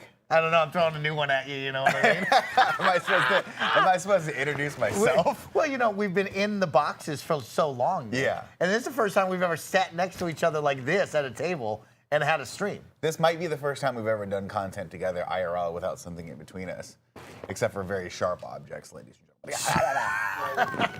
Tell Andy to get closer to us, Joey. You know what I mean? Let's talk with Andy with these You sharp got a bone objects. to pick with Andy, and I cannot wait. I have a cannot bone wait to pick with him, but to we'll get talk this about bone that. picked with Andy. But Nick, it's Halloween. It is And so I Halloween. thought, you know what? Let's break free out of the lab. Yeah. Let's hang out together. Let's carve pumpkins. And let's just talk about the fun weekend that we just had. Because as many of you know, Halloween falls on a Monday. Yes. Which you know, I love Halloween. Many people in the office know I'm the true king of Halloween because I love Descendants. I didn't know- like I to didn't know you party loved Halloween and have this fun. much. I'll be I honest love with it that much. You know, you gonna walk in front of the camera shot? Is that what you two are gonna do right now? These two will be joining Tim, us come later. back. Tim, come back in here. Come here. This looks you don't get so, the pass like this that. looks so right. creepy without the goggles. It's so weird. It's pretty dope. I like the ass right there. You know what I mean? The adult male diaper is what it looks like on his ass. It's one of those things where when you know what it's like? It's like you see the Spider-Man costume in movie, Yeah. and then you see it like when that one person takes a rough cell phone picture of it. You're like, ooh, that That doesn't look doesn't look good. right. This doesn't That look doesn't right. that great. And then you got this guy, Andy Andy Cortez, looks which so I have a good. bone He to looks pick with so him, but good. we'll talk later. Let's just talk about how good you look right now, though, Andy. Let's focus on the positive. The outfit this year, unbelievable, so good. What was the inspiration to do this one this year? Why John Wick? It's just another one of those that people go like. I think the easiest thing to go for, the most convincing ones to go for, are when people are like, "Wow, Andy looks like this person." Because I always get sent screenshots of like Johnny Silverhand in Cyberpunk or John Wick, and they're like, "Wow, is this Andy?" And I got that with Tony Stark, and I got that with other people. Wow. So I just like, yeah, this is the one I'm gonna go with. I'll get the wig, I'll get the suit, it'll be all good. Now, Nick, ever in your life has anyone ever tweeted at you and said you look as good as this actor or this incredible male model? Because never once in my life have I gotten a tweet like that says, "Hey, You Mike." got Nigel Thornberry, so. It must feel nice, Andy, looking so freaking good all the time. You know, it must feel nice. Yeah, here's the thing, Andy. I really feel like you should grow your hair out like that. Looking at you here, I think you got to start. You got to. Thank you. This is the new look for you. I can't. Why not? I'm losing my hair. No, I wouldn't say that. You're in the Listen. prime. You're LeBron James right now. You're in your prime. You have. Blessing was LeBron James on Friday. He is in his prime, okay? And that was unbelievable. We didn't take him out to shine, okay? We held that kid back from greatness, Nick. And that's another thing, a bone to pick with Andy Cortez. Let's pick some bones today. Let's carve some pumpkins and pick some bones. Let's pick some bones. Let's carve some pumpkins. Because there we were, having a great party. And Yeah. we're going to talk about it. We're going to jump all around. Kevin Coelho throws a great party, Nick Scarpino. You want to talk about someone that goes above and beyond, throws a killer house party, invites awesome guests? Kevin Coelho's right there. He's right up at the top of the list. I'm very impressed with Kevin. But I'm not impressed with some of our featured guests, John Wick over there. Okay. You know, because the night was calling at one point. Yeah. The night was calling. The party was calling. And I said, "John Wick, the call is for you." And he goes, "Oh, I'm sorry. I'm too tired right now." And he hung up on the call. The baby is right. Baby has to go to bed before 9 o'clock, baby. Andy was one of the last people there. I He got stayed longer than you did. Blessing Adeoye Jr. in the prime of his life. Yeah. LeBron James ready to party, ready to dance with your boy Mike. And I say, "Andy, you're a missing puzzle piece. Let's go." Didn't answer the call. Didn't answer the I call. knew this whole thing was going to go down. First off, let's dial it back. Dial it back. Kevin texts me on Friday. Yep. Says, "Why are people saying you're not coming to my party?" I'm I like, think that's what I said. "Hey," he said, "people are saying you're not coming to the party. What's going on?" And I'm like, "I'm not coming." He's not coming. He said he's I'm not like, "I'm a coming. flake. You know I'm a flake. You know I never come out. This is probably not coming out to the party." Mike, what you doing this weekend? I'm going to League of Legends Worlds. Oh, shoot. Yeah, I'm going to Day of Devs and League of Legends I was gonna say, we Worlds, can take bro. back the night this weekend. If you find time. So here it is. Now I get to be introduced to all these great people because Kevin invited them. You know, Michael Hyam, great dude. Great What guy. a fun dude. Super He's great down guy. to pop, lock, and drop it. Andy Cortez, he's not down. He's not. Remember, Andy Cortez Bro, is if you not want to down. take back the night, I got a squad. I got a squad for you. Just let me know. Michael so Honey will come through. That's what I need. My first. Imran dance at the club. You need the roll dogs. And I've been saying, and I've I'm been saying finding this the for a roll while. dogs. And you keep hitting me up to be a roll dog. Yep. And I'm like the dog that everyone's like, we got to rehouse him because he shits on the floor all the time. You gotta take him out back. He's done. I'm just the old sad dog that people are like, we don't let him in anymore because he. Kisses for Halloween. Joey, it's Well, you the just day touch of. the kiss and then you Okay, put it back on the table. Wrapped in foil. It's the day of, Joey, okay? You should see Target. They've moved Halloween over. It's Christmas now, okay? There's one aisle of Halloween stuff. We didn't have much selection here. But also, why did you buy kisses? I was short on time. Yeah, you were. We went to Starbucks. They said, we should get some Halloween candy, just sprinkle it on the thing, maybe a little more decoration. So you did a great job setting all this up. Thank you. And I was like, I was going through, and again, it is an apocalypse in that Target right now. It is whatever you can get that you can eat. We're eating tree bark right now. That's where we're at in this fucking Target. And I don't know. I grabbed all the staples. It's not like I didn't get the staples. Yeah. I got the Reese's. I got the Twix bars that Greg ate all of them. I thought you got the good I got ones. these weird. Did he really grab all the Twix Yeah, he grabbed all the Twix bars. Get in here, big dog. Let me tell you something right now that I didn't realize. Hang out with us. Here's something that I didn't realize they were doing, and this is kind of genius. 2 Rolos in one little thing. Have you No seen way. this? 2 Rolos. Look Oh, at these. snap. Look at these Ghost Rolos. Yeah, Ghost Rollers. This is it. 2. Those Rolos. See, let me get it closer to the camera. There it is. Nice.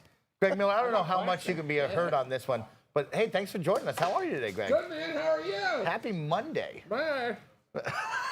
So let me explain to you what happens this weekend. So Yeah, okay. I was like, Kevin, I'm probably gonna flake on your party. Yeah. And Kevin goes, boo, but he knows. He knows. I'm not going. He knew. And then Mike goes, Nick, we're gonna send it in the marina. I was like, it's not gonna happen. Yep. It's not gonna happen because all of this, the fulcrum of this, is I'm too old. I watched Ghostbusters and The Lost Boys on Saturday night, and it was 10 o'clock, and I'm like, Mike hasn't texted me yet, which means I'm not leaving. It's 10 o'clock. That's my window for leaving. Go ahead and read this one. It says, hey, dude, Jen's mom is in town, so we're entertaining her and won't make your party. Just wanted to drop a line and wish you a happy Halloween and tell you I missed you this week at work. Have fun tonight. Boo. Boo. Why did he? Keep reading. It goes further. It says, boo. Sounds like you have a nanny. And then Greg says, boo. And that's it. That's where it is. You leave grandma with the kid. Great, they get bonding time. So Kevin throws this party. I'm like, I'm kind of like Andy. Like, if it doesn't happen directly downstairs from my house, I'm not going to. Oh my right? gosh, the worst. But I would have. Everyone support Andy for being great. But Mike, you said, Nick, I've never been out in the marina. I've never partied. I said everybody I've owes never me one. Felt the heat of San Francisco, and I was like, Yeah. I might come out of retirement one time for this. But it all depends on whether or not we have to have a trio. The 2 of us together, the power's not there. Correct. Of course, the Father, the Son, the Holy Ghost. That's the Holy Trinity. Correct. Andy is the He's last our- part of our that piece. puzzle. Uh-huh, But I knew at 10 o'clock, I was like, there's no way Andy's coming out. Yeah. Because Andy doesn't like, if Andy went to the party, that's his one for the rest of the year. He's not leaving the house for the rest of the year. That's it. Oh my God. So you text me, Nick, I'll keep, I was like, dog, I love you, but I'm probably in for the night. Yeah. Knowing fully well that you were not leaving that party once you got there. It wasn't going to happen. I worked very hard. And I want you to know, not only did I tell Andy Cortez that I will rally this whole party to just get in an Uber and pack it, I had Gia, I had Blessing, and I had one young Tim Geddes willing to just go right then and there. Tim Geddes looked at us and said, yeah, I'd go to the marina. If Tim had gone, I would have come out. No, he didn't say that. He said, yeah, I would go. Tim immediately, Nick was like, oh, you want to go right now? No, we're not going right now. And Mike is like, why not? He goes, because we're here. But Gia said we'd go. Gia said we could go. Gia said she would. Let me feed you a candy. Let me feed you a candy. So pissed when she finds out. Gia said she would go right then and there. Eat that candy. Mike showed up late to his own party. Mike, I texted Mike. Lives there. I had things going on. Mike went to go get. Spend $30 on cocktails. Mike went to go things get going on. margaritas and showed up late to his own place. I have know, other places guys. to go. You need to understand. I'm well aware of all this People because understand. Mike texted me at like 9 o'clock. He said, "What's your plan for tonight?" And I was like, "I don't know, man. Just text me if you guys are like coming over here. I'm probably gonna stay and watch movies with my lady and all that stuff. And it's super fun." I was like, "Wait a minute. It's 9 o'clock at night. How's the party?" And he goes, "I'll let you know when I get there." Yeah. And I'm like, "It's I had other upstairs places to from be. where you live. Where are you at?" I had a list of things that I wanted to do. I had the Prime goal for my Halloween. That got canceled. Then I was like, okay, I guess I'll attend. Yeah, I have different things that I wanted to go. I had an agenda, and so Do you have a whiteboard? What the fuck are you talking my about? dream Halloween event was canceled. Didn't happen. And so then I was like, okay, I'll go down my list of my options. My option number 2 was to go into my own backyard and party there. I achieved that. I went there. It's not your backyard. You don't have access Option to it. number, yeah, it's not a shared space, everybody. You're not, just so everybody knows, you're not allowed in the backyard. It's not a shared space. Don't dare go in the backyard. It's not a share. Not a shared space. Don't go in the backyard, y'all. So I had a list of things I wanted to go to and achieve. And then number 2 was like, yeah, I'll attend Kevin's party. You know, it's not high on the list. It was just there. Why do you talk lower? He has you in the headphones. And then number 3 was I would like to go see San Francisco at its best. Well, don't invite him to things. The perfect mix is happening. The perfect mix is happening. It's Mike, first time in San Francisco. Yeah. Mike here's the fabled different hotspots of San Francisco. It is a Halloween weekend event, which means every person in San Francisco is going out dressed up to the nines, ready to full send and party. And I call upon my road dog, you. And I say, Andy. When have I ever been your road dog? We need to go out and party. Oh, Roger's coming into the mix on this one. Roger wants in on this. I immediately Roger came in hot like you had an shut opinion. down by this team right here. Absolutely. And This it was- man is delusional. He is. He's No. talking about my 3 dogs. He's never gone out with the 3 of you. I've never. The road dogs. I'm not a You road going dog. out? I'm not a road dog. The chat thinks you're a road dog. Just so you know. Why? The people now in this the world weekend here. we'll be road dogs. We'll be at Worlds together. No, you don't get to be a half in, half out road dog. Okay, then I'm not a road dog. Then I don't give a shit. How he's like, you don't get to be a half in, half out road dog when he is the half in, half out. Yeah. Half in, half out. You know what I'm talking about, Nick? It's like I get it, Mike. You got to get one. And if we call Gia up right now, Gia Yeah. got it. She felt for me. She's like, Mike, that's so sad that you only have 5 friends here in San Francisco and they refuse to do anything with you. I'm so sorry. And I said, Gia, help me. It's sad, Mike. was. People are letting you down. It was. You want to go Gia night felt me. kayaking? Also, Okay, she's well, not- night she's kayaking was not- very cool. You canceled on me. I was sick. What do you want me to do? Go out in the middle of. You want me to go into the middle of the ocean sick? Hey, just heads up, I'm sick. You wanna Okay, get lunch? I don't know where Yeah, this we'll went. get lunch. We hung out for 7 hours. We were in Stonestown for 3 hours. We didn't cough, sneeze, nothing. It was fucking fine. Kevin, I some, was sick. some sicknesses are internalized. It was though. internal. It was It was an internal. internal Yesterday at sickness. 6 in the morning. It was internal. I went down to fucking Santa Cruz with Yeah. that shit. I'm sick. It was, he was, Dying Santa Cruz sickness. better air for your sinuses. Thank you for that one. It's, I mean, everyone does this. Everyone knows this. So back to the party though. It was a great party. Kevin threw a rockin' party. A lot of awesome stuff. There's a bad guy. There was a couple. I'm bummed I missed it.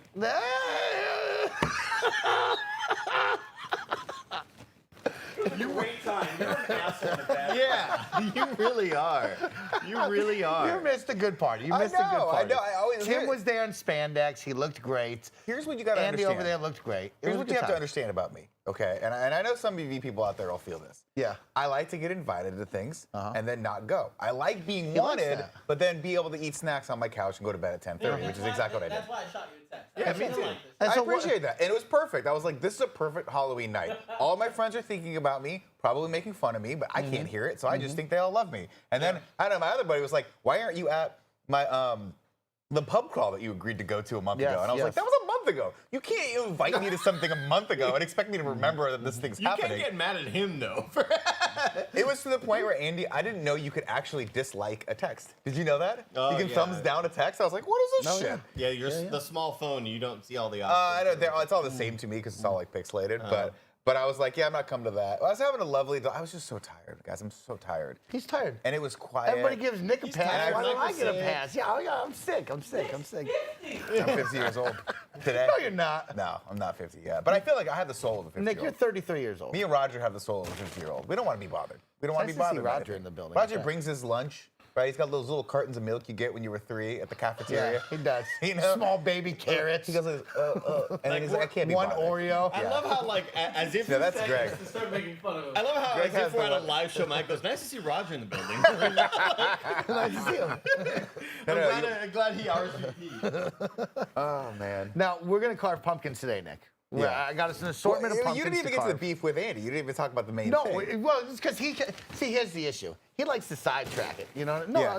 I want to see your face. Yeah, but I like this. Okay.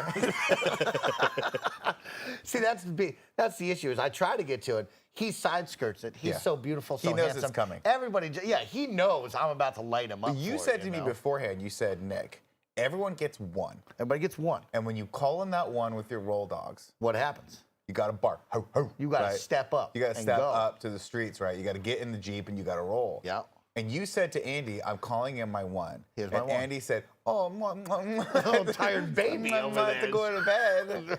I have to go to bed. Refused to give me Andy my was one. at my party. He was trying to get Andy to leave my party. Andy also stayed super late. Shout out to Andy. It was 11:30. It was 11 o'clock at night to 11:30. It is wind down house party time. Absolutely. Prime time bar hopping club time. Yeah. And I said, now's our moment. You know, you look around outside. It's getting a little cold. It winds People- down at 1:30. Half of the party has now disappeared somewhere. I don't know where they went. You know what I mean? They're just gone. Half the party is gone. Now the other half just freezing. That's You know when what you I start mean? doing drugs. And I said, Andy, I'll call us an Uber up right now. We go. And he shot down. Did you say, Andy, this is the one? I'm Oh, calling in my one. multiple times. Did he say that to you, Andy?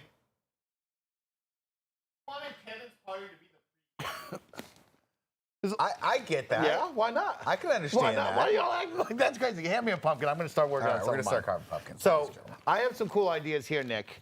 For Wait, me. are you which one? These are. Can are we these bring the up pre-carved ones? assets? These Can you these have change this guts in them. TV at all? Okay, those don't have guts. I have a name. Don't ever call me assets again. Did I Everyone say we're calling. You said. Did I say assets? You did. Did I say control? You didn't call him assets. You said assets and then pointed at him. Oh, okay. So, but if Assets, it can was- we get this up on the wall? I'm gonna throw a pumpkin at you, Mike. All right, this is already a shit show, ladies and gentlemen. Yeah, This is what happens when you drink too much over the weekend and come in and we have some fun here. But we're gonna carve some pumpkins today. Mike, I think some of those are pre-carved because these are No, heavy. you have the pre-carved ones. Oh, you put. Yeah. You like that? So that's the move. See, you clearly aren't on the TikToks like the young kids, bro. The pumpkin lady taught us. You cut the bottom out. You take a nice little hand mixer and you It's brilliant. It brilliant. makes it so much And so easier. now when you put the lantern in, you just put it over the candle. Boom. Easy. I gotta be honest with you, man. I've been carving pumpkins on this planet for Yeah. damn near 42 years. Never thought of that. I didn't think you needed to change it, but It's that is so- pretty Nick, fucking smart. It's so much. The hand mixer is fucking game changer. You clean it out in like 2 minutes. Wow. But then you don't get the fun of like having to figure out which way the top goes. Correct. exactly. Because that's always the thing. You go, nope, nope, yes, and then you feel like you've accomplished something.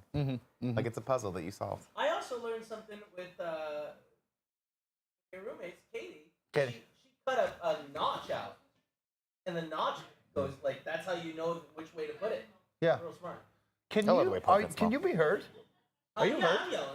Oh, well, you should come join us and have some fun with us, I Kevin. don't like you right You're very crafty. Now you're going to take this one. You want the big one? I need the big one. You got because I Master have Chief. two options right now. I did ask Control to This bring one up for assets, sure is but they not- said they has not can't been do it. gutted. Okay. Can't be This one done. still has You its never butthole. Made that happen. This one's still got a butthole in it. You gutted it from the ass out first, Mike, and now I don't know if I appreciate that. Tim, how do you feel about this? Do you see the pumpkin? I learned butthole? about it. Right? Look what Mike did. Look what this savage did. He carved out the People are butthole going to part say, of "Wow, it. very talented, very smart on that one." So now He I went have, from the ass I have and two out. options on my side. Yeah. Okay. I've never been crafty. I've also never carved a pumpkin. I've only just partied on Halloween, so this is all new to me. But here's the deal. I have Master Chief. Yeah. May he rest in peace. You know. Did he die? Or, yeah, his franchise is dead.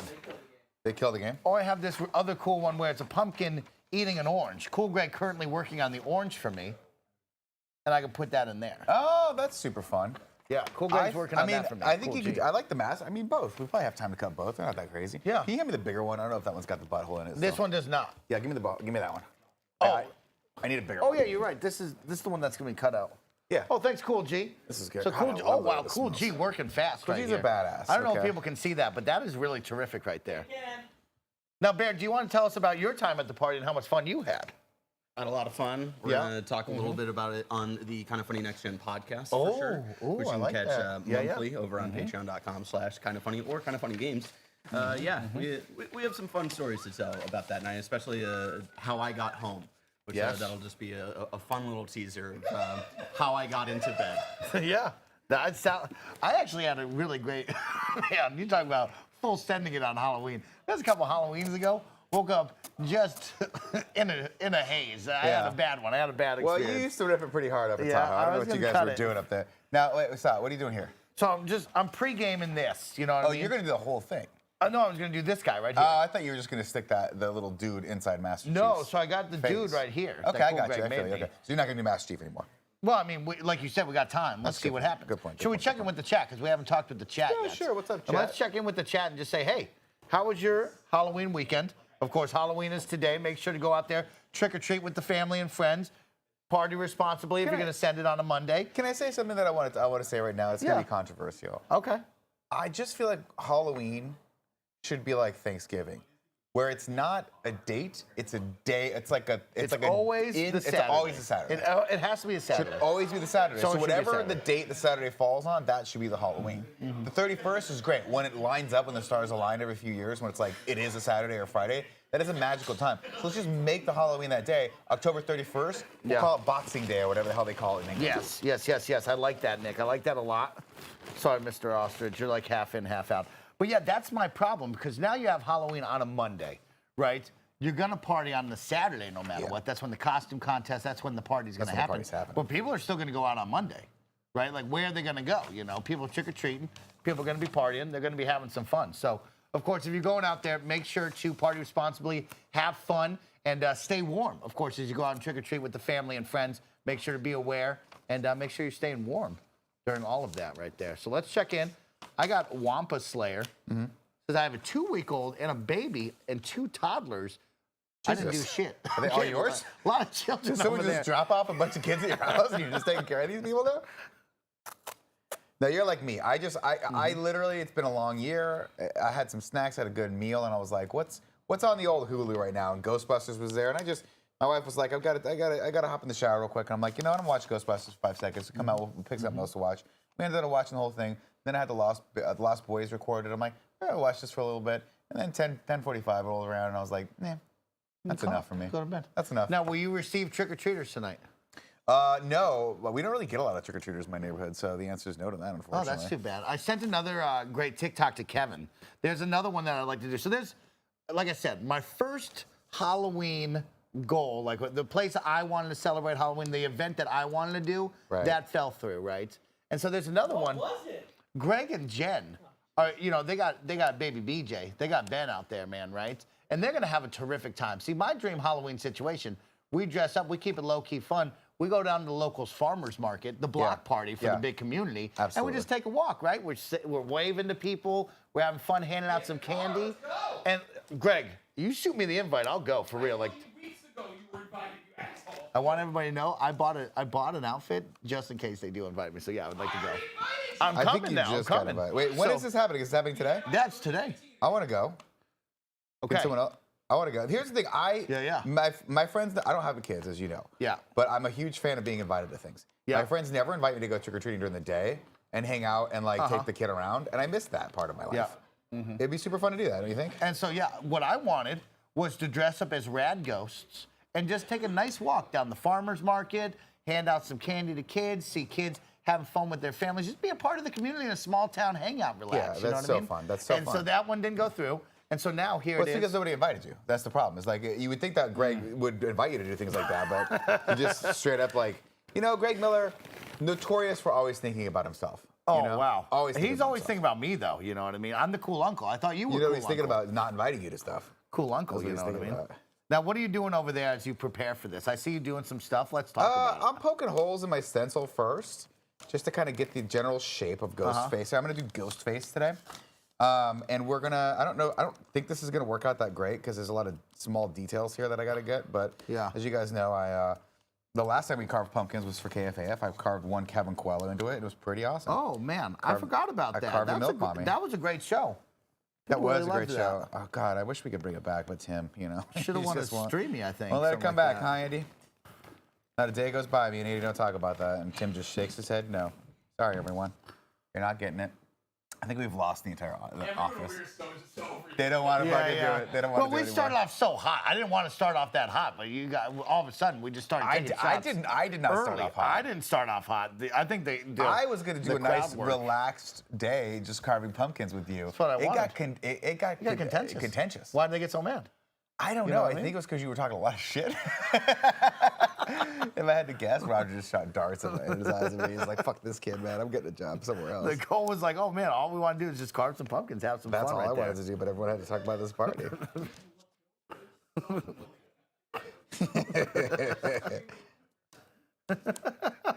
You guys wanted an office.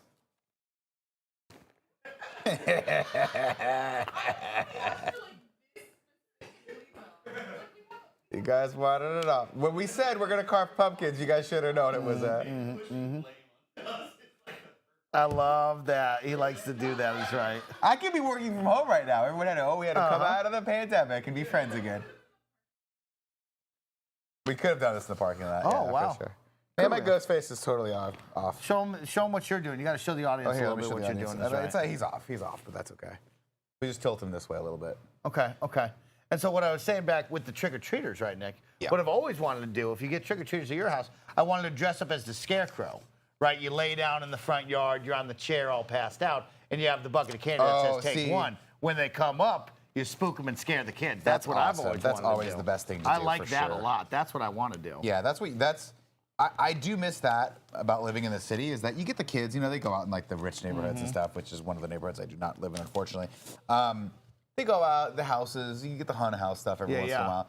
But I miss being in the suburbs and like that one dad that would go hard for the kids. And then the kids move out and the dad's still going and trying to find an excuse for like what to do, I made my eyeball a little bit too big here, not digging this eyeball. Well, you're also drawing in red. Well, no, this is the pre-cut. You got to have the practice pre-cut. Yeah, but my question is, so you're going to cut right there? I'm going to cut all this, and then that's going to be skinned down. Oh, you're going to skin it down? Well, you got to notice. You got to see the design. I didn't know you could skin things. I didn't know you knew how to skin things down. Well, you see that? Oh, I see. You know what I mean? Audience, you see what I'm doing right here? Now, you said you've never cut pumpkins before. A day Correct. This has never been a thing for us. That's some pretty... Are you calling this an advanced technique that Well, I'm doing right now? you're skinning something down, chat. Let me know if I'm wrong or not. It can't be that difficult, right? I don't know if it's difficult or not. I've never done it before. I'm like if I had to define my pumpkin carving abilities, I would say I'm like a mid to pretty novice when it comes to that stuff. Okay. Now here's my worry: is like, how big of a mouthpiece do you need, chat, to shove this orange inside of here? You need a pretty big mouthpiece.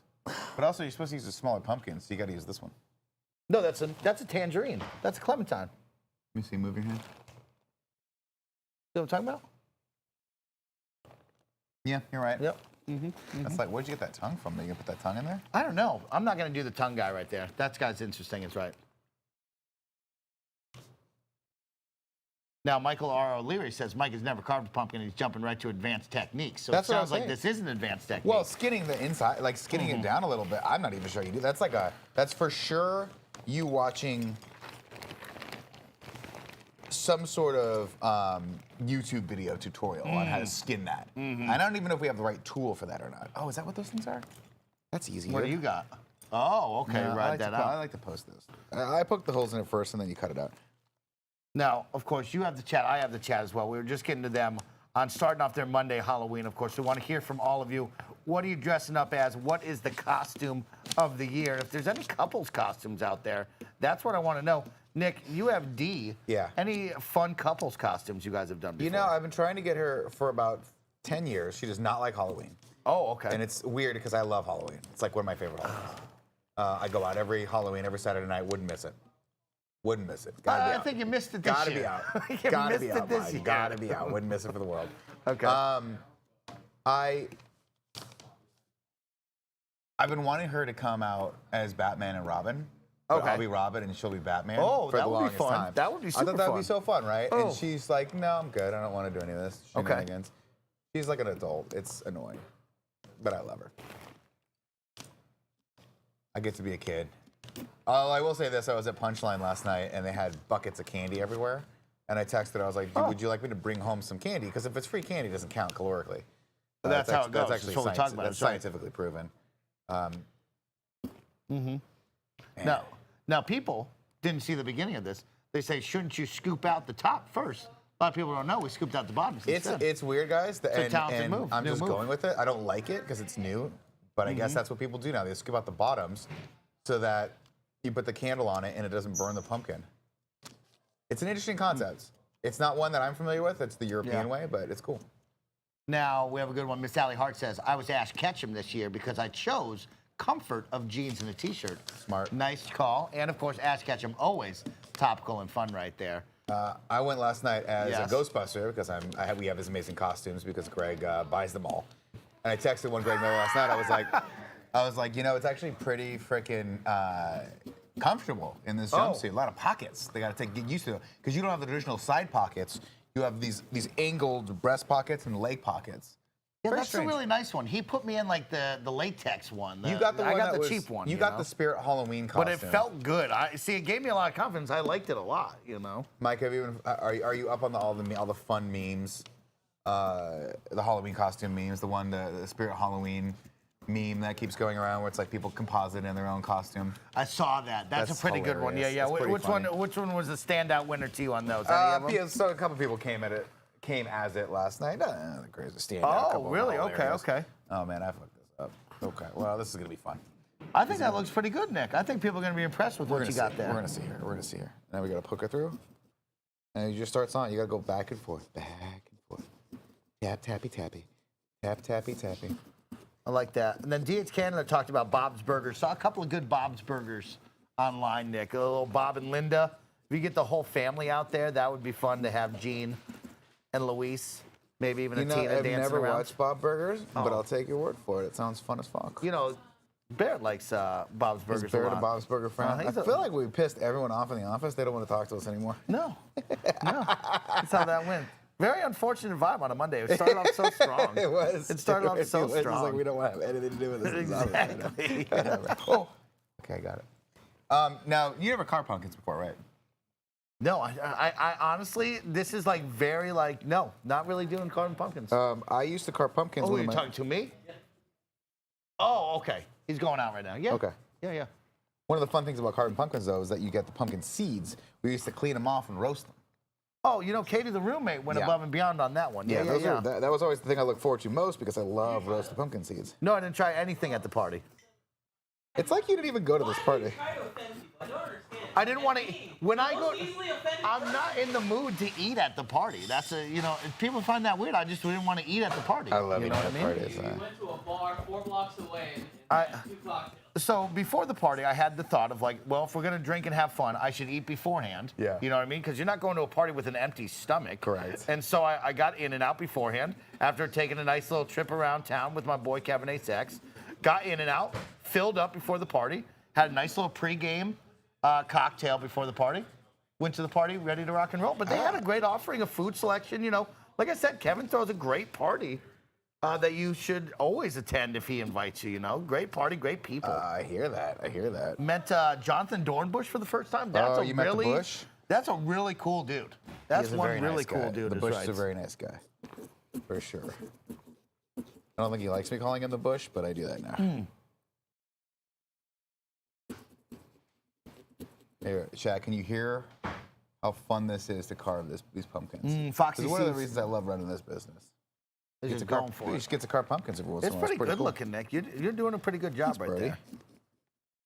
The outline is clutch. The stencil is clutch. Doing these little lines, taking your time with poking the holes in it and whatnot is super fun. Oh, get a little cramp in my hand though. See, now I have the fun of like, am I doing this right? What's going on in my mind here? And my worry is I can tell you already you fucked up. No, I think you're gonna be. I think you're gonna be surprised. I think I'm still on track for what I'm trying to do. Okay, but did you cut the teeth out or did you? No, you want the teeth in. Yeah. Okay. I thought you cut up top. No, okay, no. You're good I to want the teeth in. I think you're gonna be good. What do you see in the chat Foxy over Steven there? says, "There's no food. I'm not coming to the party all the way." That's my thing. Really? Is like the only reason to go to parties is for the snacks. When I go to a Halloween party, I expect there to be some sort of Rice Krispie treat, some sort of delectable punch thing that looks gross but tastes really, really good. You know, you put the dry ice on top of it, which just turns out it's very bad for you. Very bad for you, the dry ice. Can we talk about that, though? See, now we live in an age of COVID, right? And so now you have a worry about all the food being out with a bunch of people. Yeah, that's You know true. what I mean? And so now you got to play that game of, like, sharing drinks, eating food with a bunch of people's hands already in it. That's my problem There's ways with party food now, there's stuff you know? you can get around that somehow. You know, you don't have to. You can have little single serving things going on or whatever the heck's going on there. You know. Kevin did make a really dope drink. He made 2 featured cocktails for the party. One was a bag of blood. He called the blood bag. And that one will knock you right off your feet right there. So be careful of drinking that one. Okay, and then he also had a punch bowl that was filled up with vitamin B. He's gone, but I would tell you, filled up with vitamin B, and it glowed in the dark. Oh, that's fun. That thing, an apple martini. Appletini is what he had on that one. Okay. And so that was pretty good. So I will say, when it came down to like the drinks and the idea of theming, he did very well at right there. I've gone off the beaten path here now. I'm not quite sure. Lay it on me. I think I might be like I'm in uncharted territory. I don't know.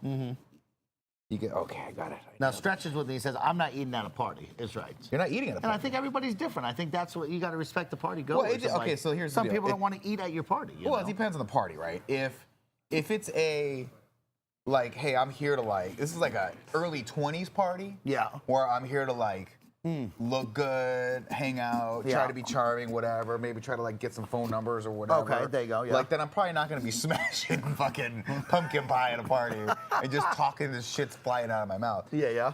But flash forward, 42-year-old happily married Nick hanging out. I'm glad you're at happy the to do table with the snacks the whole night. I'm hovering around it. What's the dream snacks then? What's the must-have snacks then? At a Halloween party? At a Halloween party, what do you have to have? What do you need? The thing is, like, I don't view, when you say eating at a party, I don't view eating snacks like sweet treats as eating at a party. That's a little snack. If someone's got like a casserole and I have to help myself to that, that's like eating, right? Yeah. Andy Cortez, what do you got for me? I'll tell you what I had a little bit of fun with, Nick. There was some pizza there, and I was like, I need to get one slice of pizza in me to soak up whatever alcohol I'm going to drink, right? Right, naturally. And it worked perfectly. Like, I didn't even get, like, I didn't have a hangover, nothing like that, right? It did its job. But midway through the party, Nick, I noticed on the snack table were little bags that were unopened of the freaking pasta crunchy things that Greg got us. And the sour pasta, cream man. pasta, the sour cream pasta was there, and I just started going to town on one of those bags, and it was amazing, dude. It was so great. That sounds incredible. Yeah. Those things are And I folded them up. far and away one of the best things that's ever been created. I folded them up and I put them like in my back pocket, or I kind of like, and somehow, some way, they got lost somewhere, and I don't know where. So Kevin, there's just a bag of There's 2 bags. half-eaten pastas just on the floor somewhere. Oh, okay. So somebody definitely like maybe took it from me, or I dropped it. I don't know. Does this Very hole sad. look like that hole that Luke Skywalker jumped into in the Last Jedi? The hole. Remember that little? Oh no, it was Ray. Ray gets sucked into the hole. Was this one? So does it look like that? Oh no, I don't remember. The dark hole, I think they called it. They just call it the dark hole. Andy. Dark hole. The dark hold? Hole. What's the dark hold from?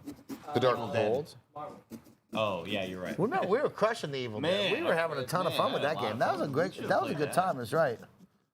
I liked that one. And then this week KFFL will return. Oh baby. Little Spook Fest Very spectacular. exciting. You know what I mean? Did you watch any football this Sunday, Andy Cortez? Hell after yeah. you were recovering after that, any fun Halloween themed stuff going on in that? I like when sports and the Halloween holidays collide. I just saw some images of the 2 quarterbacks Okay. that are like they're illustrations, they're drawings of them. Oh, I like And that. they I like put that. Aaron Rodgers in like a pirate hat, like a pirate suit, and they put whatever quarterback he was facing in some other kind of silly costume. That's about all I saw. I think that's my boy Josh Allen. Oh, you're right, Josh Allen. Little, yeah, little gave- Sunday night football yeah, for my they Bills. put Yeah, Josh yeah. Allen in some sort of suit or whatever. Shout out to the Buffalo Bills for kicking ass. Do you guys know what baseball is happening? Yeah, Yeah, World it's Series. October baseball. World Series. You guys gotta tell me when these things happen. When did that start? October. World Series started like 4 days ago, 5 days ago maybe. Wow, I'm a little behind it. Who's winning? Right now it's a tie. The Astros are Tied 1-1. It's like that scene in Ferris Bueller's Day Off where he's like, oh, baseball, huh? Who's playing? And he's like, the Cubs versus the White Sox. He's like, he goes, what's the score? He goes, it's tied, 1-1. He goes, who's winning? He goes, the Bears. It was funny. That's good. I like that. All right, so now I have a problem here, and as you can see on this, I'm trying to get this mouthpiece. The one on the right. On the right, because we're gonna put the orange in there. And so now we got the moment where I think I've carved It's just not big enough. the pieces out. What do you think? Are you trying to put a little small pumpkin in there? I'm gonna put a tiny orange in there. Yeah, I'm gonna put this orange. Yeah, it's not enough right space, there. bro. That's not, I mean, you're gonna have to knock these Okay, teeth well, out. You're not you gonna can, have the teeth. that's You my can bad. I mean, squeeze I'll the probably orange knock out. the teeth out. I'll probably Squeeze knock the the orange teeth out, out. That's dude. right. So Yeah, we'll see how knock it the goes. teeth out, yeah. We gotta punch out the mouth. It's Yeah. about that time. I'm a little worried about that. I don't think I'm ready for that. It's about that time. Now, Andy, what were some of your highlights of the party? Since we were talking about the party, you had fun there. What were some of your favorite highlight moments? Who had some of the best costumes? What were your favorite drinks? I think Tim's costume was amazing and still is amazing. Oh, Tim's. You know, another one, Avery. Avery had a very cool. Avery had an incredible costume. Very cool. And then Kevin and Paula, you know, Kevin didn't want to wear his costume today. I thought it was going to go against Twitch TOS because of the short shorts be also shorts. really chilly. Really And chilly then in here for that. looked very good on that one for sure. I mean, you see Kevin at 2:30 in the morning outside of your bedroom window rocking that. You're like, yep, this party has been happening right there. That's right. And so, yeah, I thought he had a good one. Jonathan Dornbush had a good one as well. Some YouTube channel about a puppet teaching you history. Puppet history. It was. Learned a valuable lesson about that It was one. hysterical when Jonathan Dornbush explains to us what the costume is. And Mike turns around at me and goes, Andy, I still don't understand. I'm still not sure. You guys know my theory on these costumes. Listen, everyone gets creative, right? It's Halloween. You guys can do whatever you want. But my theory on costumes is they need to be so freaking obvious to you that you don't need to have the other swipe. These people that have the swipe where it's like, this is what I am. This is what I'm emulating. I'm like, that's just cosplay. You know, a Halloween costume, I should be able to look at you and be like, Mike is the Black Swan. He's Natalie Portman from Black Swan. I can absolutely tell. Halloween costumes, Nick. I mean, that's why I don't come out anymore. Kids just don't respect the Halloween. He doesn't respect the Halloween. He doesn't respect that. That's right. Now, Mike, you left a little guts in here for me. And Yeah, it's kind of harsh to my mellow. It's kind of harsh to my mellow. Okay, my bad. It was my first time doing it, Nick. Give me a little bit of credit You here. did great overall. You get an A+ for this, Yeah. Mike. This is great. Look, oh. You know what? Not bad. It's looking good. You have fallen.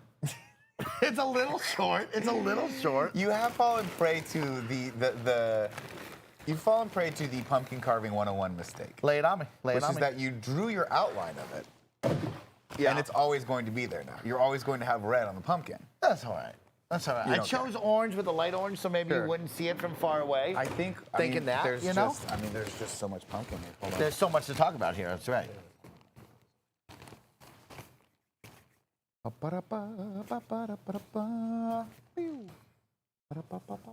Now, we talked about the couples costumes with you and Dee. What is your go-to costume then, Nick? You know what I mean? You talked about all the different phases of your life. We talked about Miss Sally Hart being comfortable. Sure. You got this Ghostbuster outfit on right now, which is clearly very nice looking, but also very comfortable. Very comfortable. So where do you very fall functional. now on stuff like that? You know what? I'm an 80s child. I like to get pull that 80s vibe. Get your pull. Thank you so much for that sub. As Sarah Grotron, thank you for that as well. Sarah Grotron. You know, in the past, some of my favorite costumes. Dressed up as Bruce Willis from Die Hard one time. That was fun. I had a good time with that. That's pretty dope. Walked around the city of San Francisco with my feet taped and bloody. Yes. Just in a tank top with blood all over me and a weapon that I had in my bag that was a toy gun, of course, but I didn't pull out until the party because I didn't want to get shot.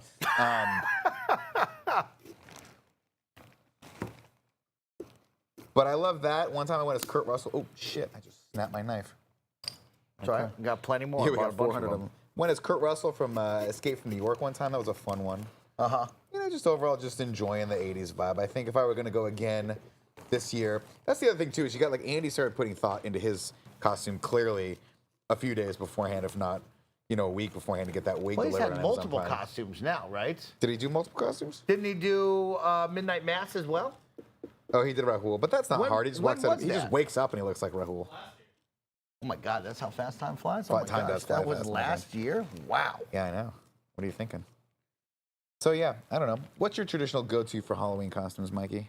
You seem to be the kind of guy that's like, I'm gonna go to the closest store possible and buy whatever kind of is hilarious. No, I have a rule now that there's no masks allowed anymore. No more masks. Because you want people to see the pearly whites? Yeah, you want to be able to talk to people. You want to be able to drink a drink, no problem. I mean, you're talking to a guy that is dressed up as the Sex Panther and like, you know, a lot of like masked on outfits before. And I've learned that like the goal is not to have a mask So on. for a second, I thought you were talking about a totally random like person. You're talking about yourself. Yeah. You've dressed up as the Sex Panther. Yeah. What does the Sex Panther look like if you had to? No T-shirt on, Sex Panther written across your chest, and then just the just the Panther head on, the mascot head on.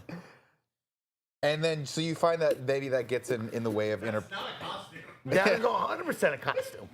That's 100% a costume. Because you got to remember, like the jungle cats, sexy animals, like Kevin did this year. Like that fits into that role. That fits into that vibe. Kevin was a bear, but that works too. He was a sexy bear. If you ask Kevin, he was a sexy bear. And he was looking for a sexy kitten like you. You know, traditionally before I have gone as the cat, Blade of the Cat has come out. I was like, I don't really want to do that again. It didn't get that much pickup last time I did it, and honestly, I've got a couple LBs on me, so I don't want to squeeze myself into a skin tight right now. Okay. You know, we'll get those down a little bit. Daddy gets back into the 180s, and we're gonna have a different story. You know what I'm talking about? We're coming as the sexy beasts. I like that. Gotta dump out the trash. And so, yeah, I don't like wearing masks anymore, Nick. And so now it's come down to as I get a little bit older, more of the comfort, of course, right? So now you see more referees, you see a little more Ghostbusters, stuff like that out of me. Top Gun, I wore at Kevin's party, right? I had about 3 outfit changes. See, we didn't get to talk about the fun of Kevin's party because when I walked out for the first time, Nick, I was wearing this outfit and immediately 14 dogs turned to me and just started barking. Just absolutely upset that I was wearing this in the backyard. Sending it. What's up? So I came out, Nick, and I was ready to show off me riding this ostrich because this is an outfit that I've always wanted to wear, right? I think this is a fun go out to the bar type outfit, right? You see people wearing it. I've never worn it. And I thought, you know what? I got money. I'll buy something. Let's do something dumb. And so I bought it the day of, go outside, because I'm a little self-conscious about my sexy Flanders outfit. Yeah. And so I wear that, and all of dogs immediately turn and just freak. Yeah. It has now become every person in the party is looking at you, and you need to figure something out, because I couldn't wear it the rest of the night. Yeah. So I took one loop around, and I immediately left. And I changed into Top Gun. Yeah, Top Gun. So I rocked my Top Gun outfit, Awesome. felt comfortable in that. Awesome sauce. And then, you know, Kevin might have peer pressured me a couple of times to try to wear sexy Flanders, but the vibe wasn't quite right. It was cold. I didn't want to do it, you know what I mean? And so I avoided wearing sexy Flanders and just rocked Top Gun. So, like, that's kind of my costumes of choice. Let's just rock something easy, you know? I respect that. You know? My thing is, I just don't have the wherewithal anymore, you know? To do that. I just want to chill. I want my vibe on Halloween. I want this vibe. Just a nice, fun, chill vibe. Look how happy Tim is to be out of the costume right now. His costume is actually really dope. I know. See, I think that's where we went wrong, is as a group. Now, Kevin tried to throw it at me, and maybe I just absolutely blacked it out of my mind. Right. But, like, we should all dress up together as one thing, one year. I've been pitching this for a while. But, you know. I would love for all of us to dress up as X-Men. That'd be incredible. Oh, wow. X-Men, okay. And what X-Men would you be? Is that reading? Clearly, I don't know. Maybe whatever. Probably Jubilee. I'm a big Jubilee fan.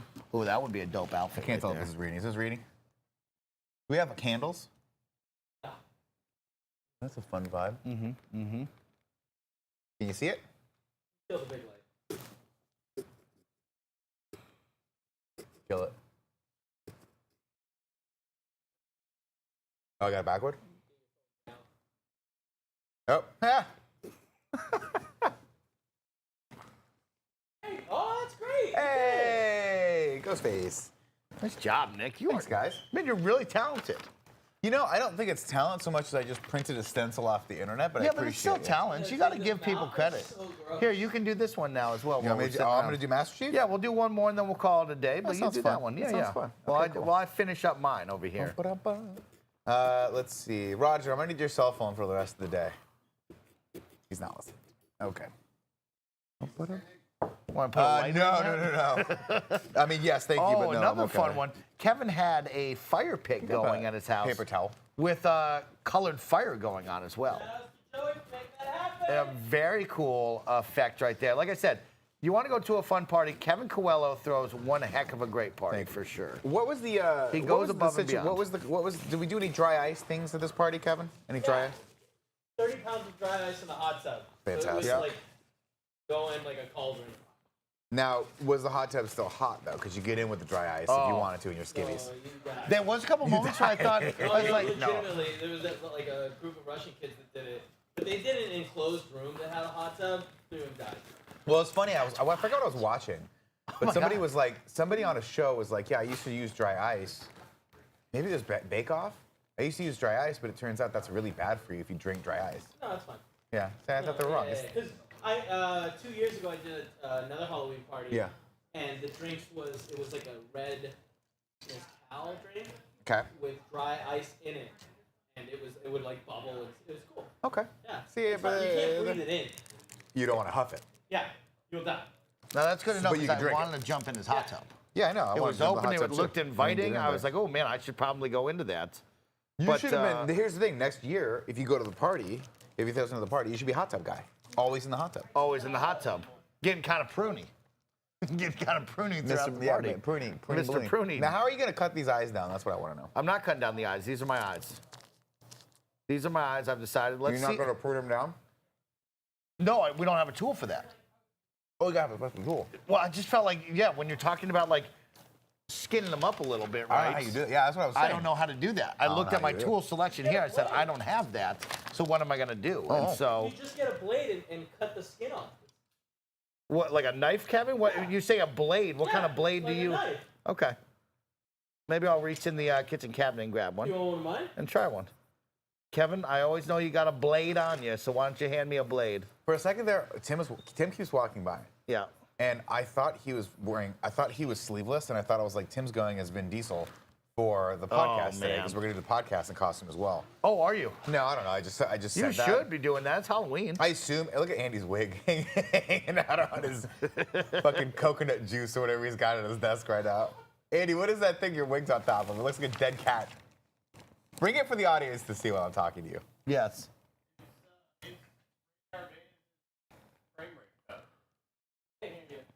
It's Ray Narvaez's frame rate cup. Frame rate. Can you just leave this here for us so we can gaze on? I mean, it's amazing about this is you cut it and then you oiled it. Oh yeah. So it looks always a little sweaty. Yeah. He worked really hard on I this. think He you could looks grow your very hair out to good. be like that and oil it. I think you should do it. It smells You're gonna go nice, through a too. weird transitionary phase. Smells terrific, Andy. It smells very nice. Yes, He it thought is. about it all. Andy, you want to put a mic on and cut a pumpkin with us? Yeah, I'm good. Okay. Nope.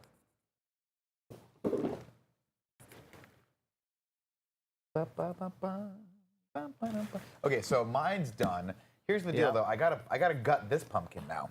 No, there's one more that's already got. It's too. I'm not gonna. It's too big. You think? Yeah, I think it's gonna be too big. What if you cut off? What if you just do like to You there? gotta have that. You gotta have. You that. think you need the neck piece? Maybe not. I bet you don't. You know, maybe I not. bet you All right, don't. give me the small one. Give it a try. Let's try one I think more. it's in front of you because mine is fully. Mine's bodied up over here. What's that one? This is bodied up. Oh, that's bodied up. Okay. So you over there have one.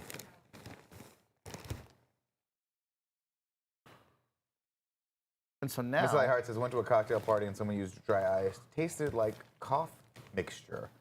Oh. Is cough mixture like a cough syrup? Is that what you're talking about? Like a cough? I don't think you want any of that then. Yeah, they didn't do Yeah, it right. Kevin did a lot of research on how much B12 somebody can drink before you pee too much and it's just glowing in the dark for the rest of your I life. actually did. And so, yeah, Kevin, when he takes these themes parties, he goes to the next level. He goes to the next I don't level. want to accidentally poison someone. Yeah, and I appreciate that. And You can't listen. I liked watching it and being a little part of the process. They'll get a stomach ache well before they OD on vitamins. I've been there with those For Hims vitamins before. I was like, why is my stomach turning? And it turns out when they say only eat one, don't eat 10. Yeah, but they shouldn't make them all gummy and chewy and good looking. You know what I mean? That's what They they taste get. like strawberries and they're Yeah, so that's what fucking they good. get. Like berries and they're so good. That's what they get for one's making got it. those so good looking. All these have butts in them, dude. No, they all have butts in them. No, there was 3 without, Oh, 3 with. This one doesn't have a butt. Okay, Yep. I'll do this one. Yeah.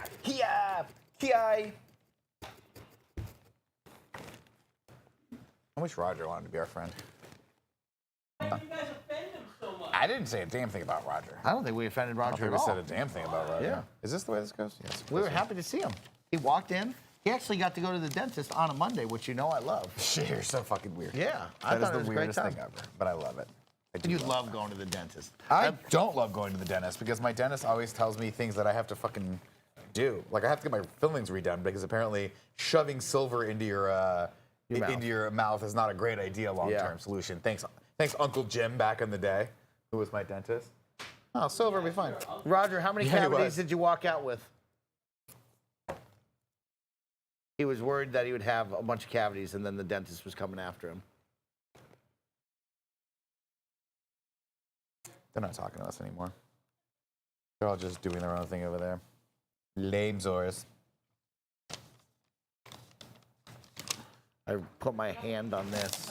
That's so, like, okay. that's how that's coming out. Yeah, that's fine. I mean, you can squish it down a little bit or maybe widen up the mouth a little. Do you think? Because right now it looks like it's a zit popping out of his mouth. I mean, I'm not mad at that. I'm not mad at it either. I think you got to have that pop, pop. you know what I mean? You got to have a little dirty pop. Sure, go for it. Mr. Hoax 182, thank you for that tier 1 sub. We appreciate it for 16 months. That is awesome. This is a nice chill vibe, everyone. I'm hoping everyone's going to reset. Now we're going into Thanksgiving. What's your Thanksgiving plan? You have any plans for Thanksgiving? No. Are you going to go visit the New fam? town, no friends, you know what I mean? Yeah. I usually am working, so it's just like, We're all right here. Mike, I'm legit gonna stop hanging out with you. I stopped going to Nick's stand-up when he kept talking shit about no friends coming. oh, you have a great stand-up. Thanks, man. But You're no, I have welcome no to come plans for anytime. that. I don't know. You're in a new town. You're finding new things to do, you know what I Right. mean? And so we'll see. It's so weird. Why are people getting so mad about that? It's so. Hey, Mike, what do you have plans for? I don't have any plans. I just moved here 4 weeks ago. I have no one that I know. I'm fucking figuring it out day by day. Why Mike, is I that get so it. bad I to totally say? understand it. I get it. They don't get We it. hang out like every night. These But kids, I guess that's enough of that. these kids have never moved. They don't know.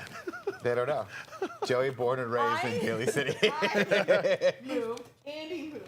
Roger moved. No one's ever moved Rusty before. moved. No one's ever moved before. Aaron moved. It's day by day. We'll figure it out. It's like everybody's got, what do you mean, Mike? You don't know? We're doing something massive for Thanksgiving.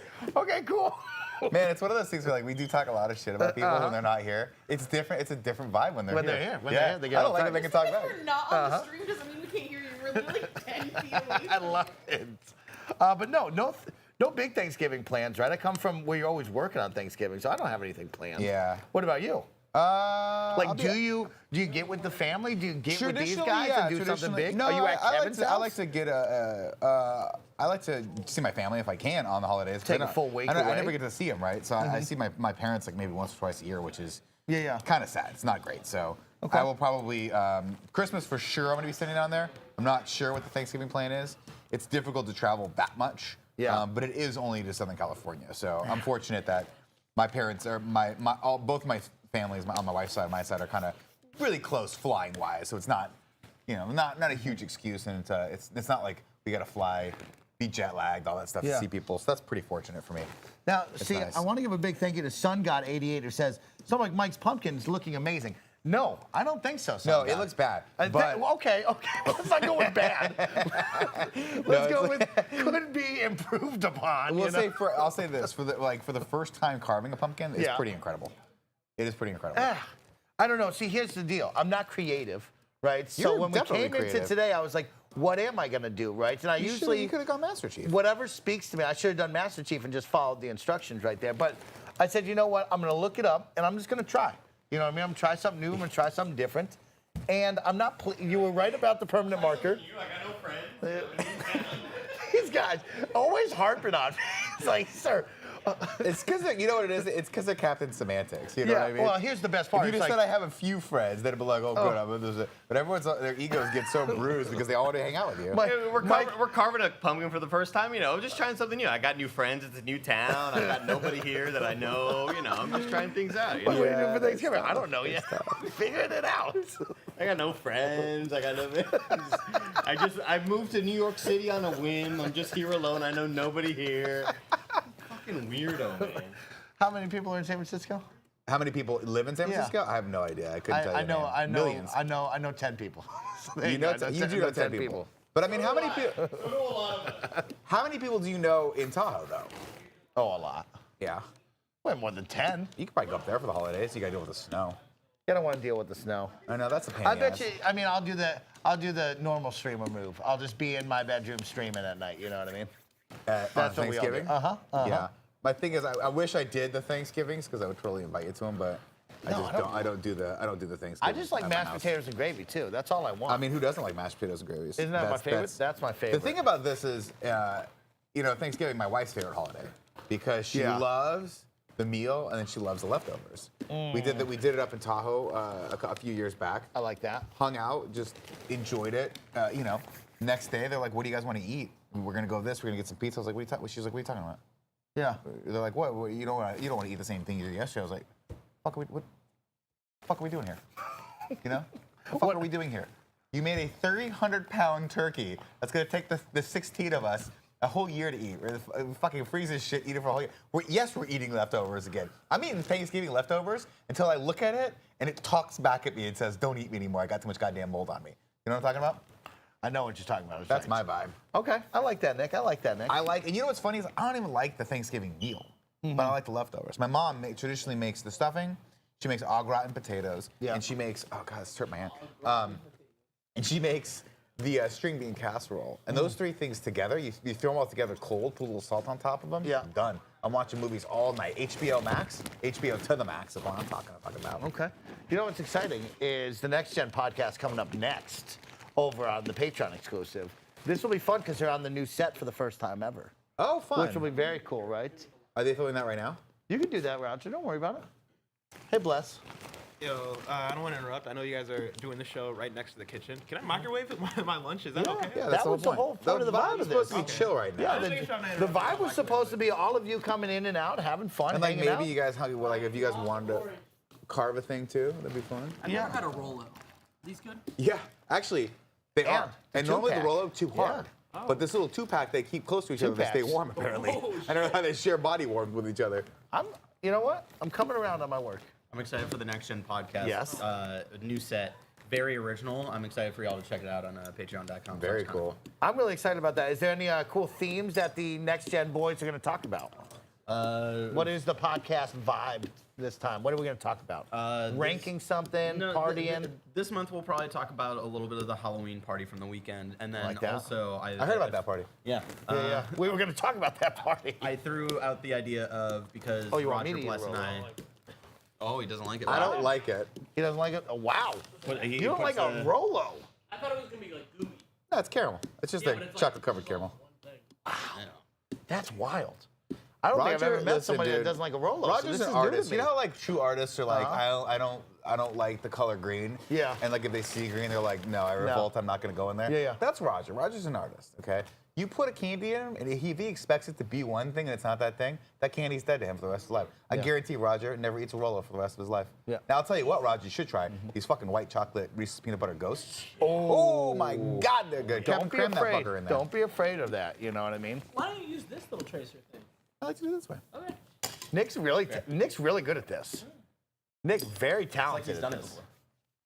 I did. This is my second time doing this, like little trace it out and have some second fun. time. Gotcha. And it's pretty cool. The first one was when I did Milk Mommy back in the day, and that turned out wonderfully. That was great. That was actually pretty good. You gotta That's see fun. it. That's pretty fun. We didn't think so though, Cav. At first we were like, this is not gonna go well, and then I lit it up and I was surprised, pleasantly shocked That was about a that KFAF, vibe. right? That was a KFAF. That was the last KFAF actually. Oh, wow. Until we did like 10 more.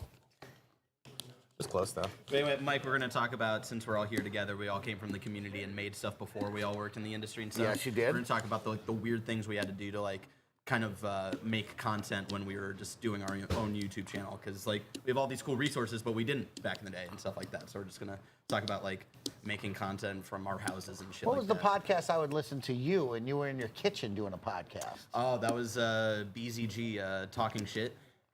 Okay, yeah, I think that was the name of it. one of them. Yeah, I yeah. also had a What different was the one other called Zero Life. Cool Greg Zero Life. That Cool was the Greg one I on that remember. one. Yes, you were in. Yeah. You were in a kitchen vibe on that one, right?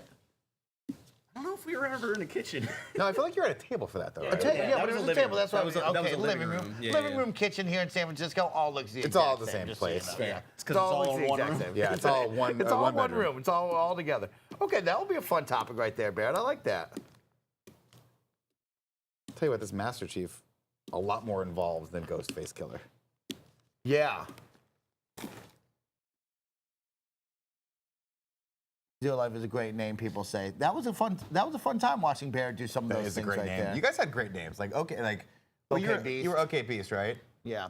That was a a great really name good one. too. That was always one of those like I was always fascinated by people that picked good names for the company. What? Oh wow! You're gonna just take shots like that? Okay. I took it around. What was the Apex Legends podcast that you had as well? Jump Masters.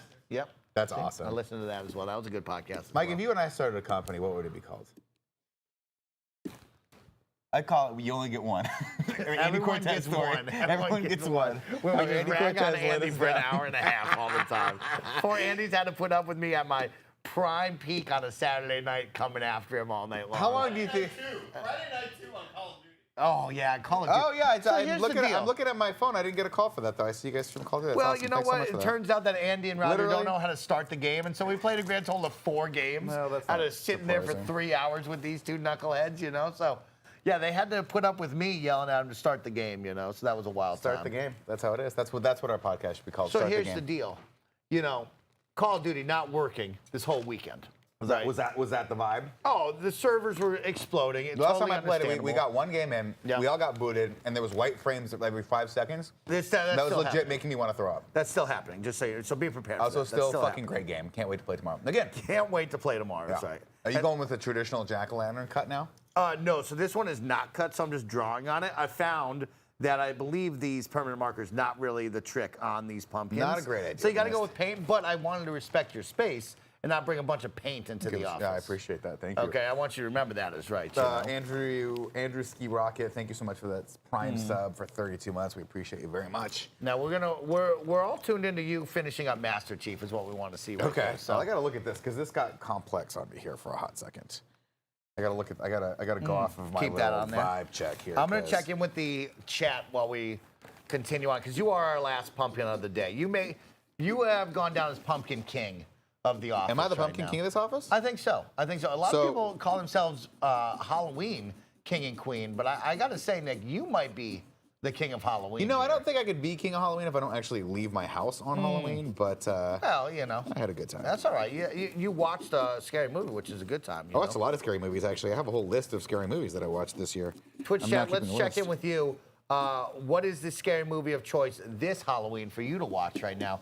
A lot of people talking about a Netflix one, Nick. Did you see that one with the scary clown looking on it? Oh, the Terrifier or whatever it is? The Terrifier made a bunch of money over there. That thing made a lot. What do you well, think? I don't know. Did it make money? Did it come out in theaters? Oh, Barbarian as well. I watched People are talking Barbarian about over the Barbarian. weekend because Greg was like, you should watch this. That movie is a fucking trip and a half. Yeah. For sure.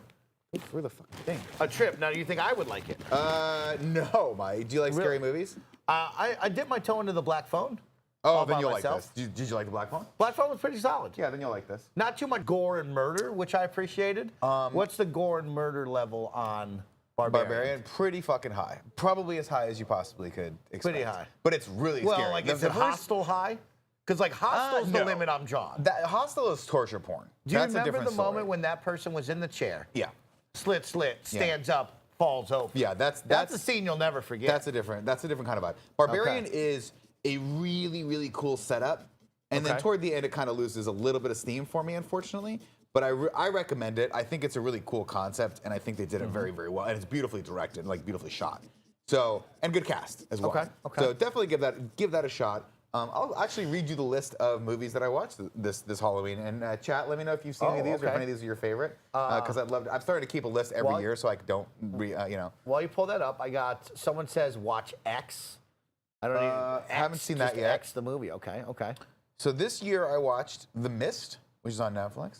It's a great Stephen King movie. You might like that one. I think I've seen The Mist. Is Yes. that where they're in the supermarket store and things they're are in the flying soup- out of there? and I've seen The everything's Mist. great. I've seen The Mist. Like yeah, that one. I watched The Dead Zone, which is a Christopher Walken, Stephen King classic. I watched The Fly, which was a Jeff Goldblum, Gina Davis, David Cronenberg classic, which all of these great. Yeah. Watched Hocus Pocus 2. got to do it. You have to watch it. Had to watch it. I think everyone has to watch it. Now, is it good? That's the question. It's fine. It's enjoyable. I enjoyed it. It was great seeing the cast come back. It was fun. You talk about Christmas classics that you can always go back to. Yes. Jingle All the Way, Jingle Home All the Alone.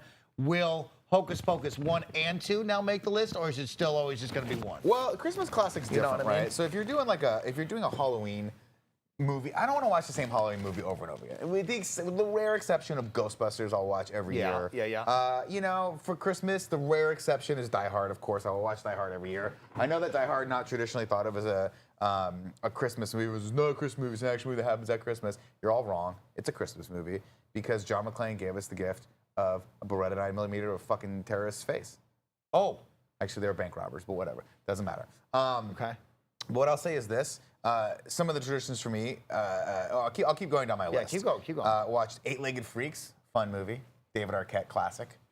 The Descent, which I had never seen before, which is terrifying. Okay. That is about a group of women who decide to go spelunking, cave diving, and they encounter these sub-creatures down there that eat them one by one. Ooh. It's very claustrophobic and terrifying. Very, very well made. I kind of movie. like that. I And there's like a the vibe of that. Yeah, there's What's the name of that one? That's called The Descent. I'm going to write that down. Write that down. Entices me. That's kind of interesting. It's pretty cool. I watched The Faculty, which is a movie that's near and dear to my heart. I've heard that one. Josh That's an old one. Elijah That's Wood, older, right? Jordana Brewster's in it. It's basically a remake of Invasion of the Body Snatchers. Okay. Where all the teachers at a high school get taken over by aliens. And they have to one by one turn the kids, and the kids have to figure out how to beat them. I watched It Follows, which is a movie that I was really scared of the first time I watched, and this time I was like, it's actually not that scary, but it's still a pretty fun movie. And then, never seen this before, watched, first time ever, The Purge. Oh, yeah, you and I were talking about that. I'm amazed you haven't seen The Purge. Blown away. Blown away by how much I like this movie. Have you seen the comedian girl on TikTok who's made some great TikToks about The Purge? No. Oh, Nick, I'll send you that. I'll find that girl. She is so funny about the post-day purge. And they wake up and they talk about the purge and they're like, oh, our DoorDasher's 25 minutes away. Should we tip him extra for making it through? Because the purge is like almost over. It's pretty good stuff. That's pretty funny. That's pretty Nick, funny. Yes. What if I told you that the Purge movies continue to be fun? You know, that was a great question because I know there's like 5 of them or something, right? I've only watched maybe 3 or 4. I don't think I watched all 5. So there's The Purge. I like because they do a lot I'm world building about this stuff, and I love that. Well, you know, Dee, not traditionally into movies, had to. I'm not going to say trick her into watching The Purge, but you did the thing where with like you do sometimes where you're like, it's either or. You're either going to watch this incredibly scary movie or this not so scary movie. The Purge was one where she's like, I'm not into gory shit. I don't want to watch this. I don't want it to be hostile. She kept saying, and I was like, I don't think it's like that, but I've never seen it, so I can't say it. A lot less violent, a lot more cerebral than I thought. I think that's the first one is like that. I think in the next couple we're gonna get a little more violent. Yeah, that's what I figured. That's why we kind of stopped after the first one. Doesn't really leave the house. No, correct. It's about him hiding in the house, It's very much with an the indie family. Yeah, but it's a cool setup, right? It's like there's the kid's like, why are you doing this? And you vibe with it. You're like, why are you guys supporting this? This is crazy. And he lets the guy in that's being hunted down, and then it's a moral conundrum. Yeah. Do I kill this guy to save my family, but they'll never forgive me because my kid's definitely like, this is the wrong choice? Or do I sacrifice myself and maybe my family for this guy's life who's a complete stranger? Man, it's an interesting that's concept. crazy when you break it down. It's like, oh, the first one, pretty decent when you say that. The second is, I think beyond that, it's just like, oh, we just murdering people in the street for fun. That's what I imagined it would devolve to. Yeah. Well, the first one was really good. Good cast, Lena Headey. The structure around why it's being done and stuff like that, and the world building, I think is equally as interesting in terms of like moral dilemma stuff. Well, it's very interesting living in a big city and watching that and being like, because you start to theorize like, what would we do during the Purge? Obviously, I'm not going to try to go out there and commit homicide, but how do you protect yourself? You hide at Kevin's from everyone house. else. But let's be 100% honest. You don't think Kevin's fucking legal? Oh, you think he's Kevin purging? can legally kill me? You don't think Kevin's gonna put a bullet in my head? He's definitely legally killing me. That's for sure. You didn't think I'm walking into Kevin's house and then fucking all 3 of you have a gun pointed at my head? I'm like, I deserve this. I deserve this. Number 1 on Kevin's Purge. Oh, I'm definitely number 1 on Kevin's Purge list for sure. He's thinking about it right now. Kevin's probably trying to figure out like how to legalize the Purge so he can have me taken out of fucking the equation. I don't know. Andy might be thinking about it too. Andy doesn't have the stuff to kill me. He knows it. He'll never have the stuff. It's not his fault. But he might think about it a lot. what scary movies, and I want to hear yours, Joey, because everybody wants to hear the movie bros. Yeah. They want to know. I think movie bro number 2 is over there. He'll probably tell us some of his scary movies this month. But what did you watch, Joey? I watched Barbarian also this weekend. Okay. Fun Man, movie. that went in directions I was not expecting. So the first part of it, I was like, this is really good. And then I kind of, the end, I was like, I'm not really hugely vibing on this. I just got smart, and now I got to push these parts out this way instead of trying to push Very them through. talented right That was there. really smart. Oh, that is smart. Do you find that to be better than pushing them in? Way Because I was easier. pushing them in. Yeah, I was pushing them in. And it was not going well. The little on my ones, side. I was worried they're going to pop out, but Okay. I think I'm good now. Barbarian, first hour or first 45 minutes, holy shit. Yeah. What a good movie. What a fun movie. I think the other parts are also interesting, but not as interesting. It was more just like, oh man, I did not expect it to. Well, when but I Justin was Long comes in, surprised. you're like, what the fuck I is know. happening here? But Ultimate Scream Queen, Justin Long. You got him in this, you get Drag Me to Hell, you get Jeepers Creepers. Are people, is that his official title? Because I said that to Dee, she was like, Underrated Scream Queen. she was I like, think what is a Scream Queen? And I was like, okay, that sounds derogatory. It's not. It comes from basically Jamie Lee Curtis' Scream, like the queen of horror movies, like slasher movies. But calling Justin Long that, I think, is just appropriate because he's been in Jeepers Creepers, Tusk, Drag Me to Hell, this movie now, and 2 other movies that I totally forgot of that he was in. I looked Like it up. horror-y Yeah, ones? he's been in a ton of horror movies. He is legit. He should be up there with JLC as a queen. It's funny because you always think of him as being like the jokey, like comedic relief kind of guy. Right. And Turns out he plays a good douchebag. yeah, right. Who'd have thought? Exactly. Who would have thought? What else did I watch this weekend? Watched a little Arachnophobia. Love Arachnid. We watched that Real last good. year. Is that the one where it's hiding in the Cheerios box, right? Yep. And he eats it, and the old man eats it. That always gets Oh, me. no, I'll never forget that. Oh, that's The a good shower one right not there. good either. Shower Yeah. was terrifying. They're all bad. That's a good spooky movie, is right. Yeah. And I'm actually like really behind. I haven't watched any of the Guillermo del Toro Netflix stuff yet. I'm not a huge fan of Guillermo del Toro. I got to be honest with you. This one though? What is the newest It's one like that he's the doing? Nightmare something or whatever. I forget Nightmare what it is. Alley. No. Nope, that's Midnight Society. That's different. It's Positive Nightmares. It's something like that. But it's like an anthology. It's Okay. Like they're dropping 2 a night. I think probably all out now. 'Cause it's I was gonna say it's probably done now. all, Yeah, I mean, I would go for it. There was a couple other movies that I wanted to watch that didn't quite get to. Christine, one of them, I haven't seen that in years. so good. Want to watch that? It's the kid from Back to School, which I love. Plenty more for Underrated next year. Horror movie. Yeah. One of my personal favorites. Are you familiar with Christine at all, Mike? No, never heard of that one. Really? It's cool. But Okay. a guy that he I'm redoes willing the to car and it watch comes to life one and kills for him. tonight, and I'll give you It's like this, an Joey. 80s one, so I don't think it's a different kind of scary. Okay. I think. And they're not I like scary. this Descent, They're just cool. and concept. I haven't watched Scream. You like The Descent? No, I like the sound of the Descent. Have you seen The So Descent? like, Descent fucked me up. Fuck Yeah, you it's up, dude. oh. See, I'll give you one, right? I watched The Black Phone last week, as you know. I enjoyed it, and it's like, okay, tonight is Halloween. I'll watch one, all by myself and see what I like. The Descent, he sold me on. I kind of like the sound of it. There's Scream, because I've never watched Scream. You've never seen Scream? really Never fun. seen Scream. Mike, Scream's if you so- got, if Scream this is the best. Christine is good, then let Scream me is know. one of the best movies ever made. Like hands Christine down. is really good. Scream, I think, is a whole other level. You should watch Scream first. Christine is a 1986 movie. You'll be bored probably. But over The Descent. Yeah. Oh, The Scream. Descent sounds you scary. up, though. Because me Scream and is- Kevin share a lot of TikToks about the dude spelunking and getting real in there. So it's like, oh, okay, that's kind of on my mind right now. Scream is is a classic. You got to watch Scream. Yeah. Scream is probably one of the best movies ever, like best horror movies ever made. I Okay. agree. Okay. And I'm not just saying that because And the series is my just vibe. a fun watch. it is a roller coaster. Okay. And there's not a bad movie in the Scream series. I stand They're by all. that. They're all. Except for Scream 2. No, it's fun. Which one's the one in campy. Hollywood? And yeah, that's the one. That's a good one. I like that one too. That's Scream 3. That's terrible, but fun. Yeah, I think Scream is a good one. If you want like a legitimately scary movie, Yeah, my personal favorite is Cabin in the Woods because it's Seen a it. little. Seen okay, it. I've seen that Oh, one. if you want a scary movie, You like that one? I I didn't love vibe Cabin with in that the one that Woods. much. I don't know. if you want a scary movie, you should watch The Conjuring. Conjuring's pretty good. The Conjuring. Which one was the one with the? I think it was The Conjuring 2. Was absolutely terrifying. Like to the point where I was like, "This kind is of so lose scary, track it's of hard all to of them. breathe." Which one was the one in the mansion with all the kids, with all the girls? Oh, that's like the. That shit was Yeah, fucking that's scary a as shit. Origins one. Yeah. That was fucking scary as shit. With a kid with the bunk beds, and he was like, "I'm just gonna close the door. Just close the door, Mike, when it gets scary." Another one that I like that's like fun but not too serious. The Boy, like the doll.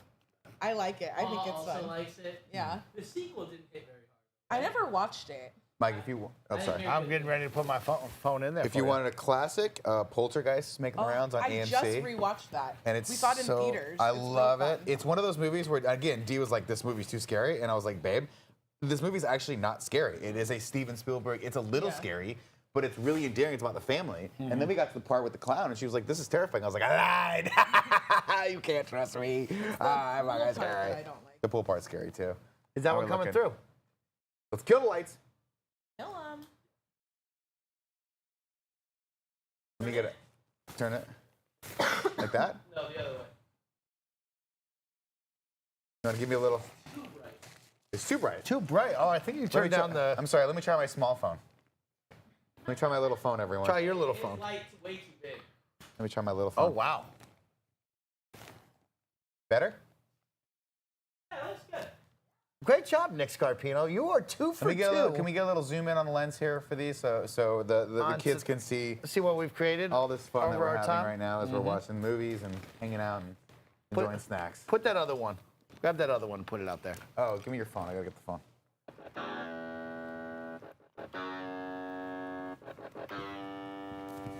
Hello, Timney. You are so talented. I was playing the Halo song. He's playing the Halo song, you Brody boy. That was really good. That was really good. Hello, Jimmy. Well, because he's Halo, but I'm Scream, Andy. That's why I did the Hello Timney joke. It's a callback from that Scream series that we used to do that you weren't on because you're too busy not liking horror movies. How did all these look? Did we get close? So you've got Ghostface Killer, you got the Master Chiefs, and then you've got whatever this abomination is that Mike did first. So then we got Mike. Mike created that, is right. And so that is going to be a perfect little fun Monday stream to end the month of October. Of course, it's Halloween, the 31st. Time to go out and have some fun with your friends and family. Be safe. If you're going to go out and trick or treat, stay warm. If you're going to party responsibly. And thank you so much for a great end of the month. October, we welcomed in the brand new studio. We all got a little sick. We all made it through the first 2 weeks of content. And here we are on week number 3 in the spare bedroom, gearing up and getting ready for November into December. The holiday season will soon be upon us. And hopefully you all had a great time. Thank you for tuning in. Thank you for hanging out with us. Be ready for the Next Gen podcast over on Patreon, and the Kind of Funny podcast will record as well on the brand new set. You won't want to miss out on that. Nick, you get the final words as always. Ladies and gentlemen, I love you. Enjoy your November. Goodbye.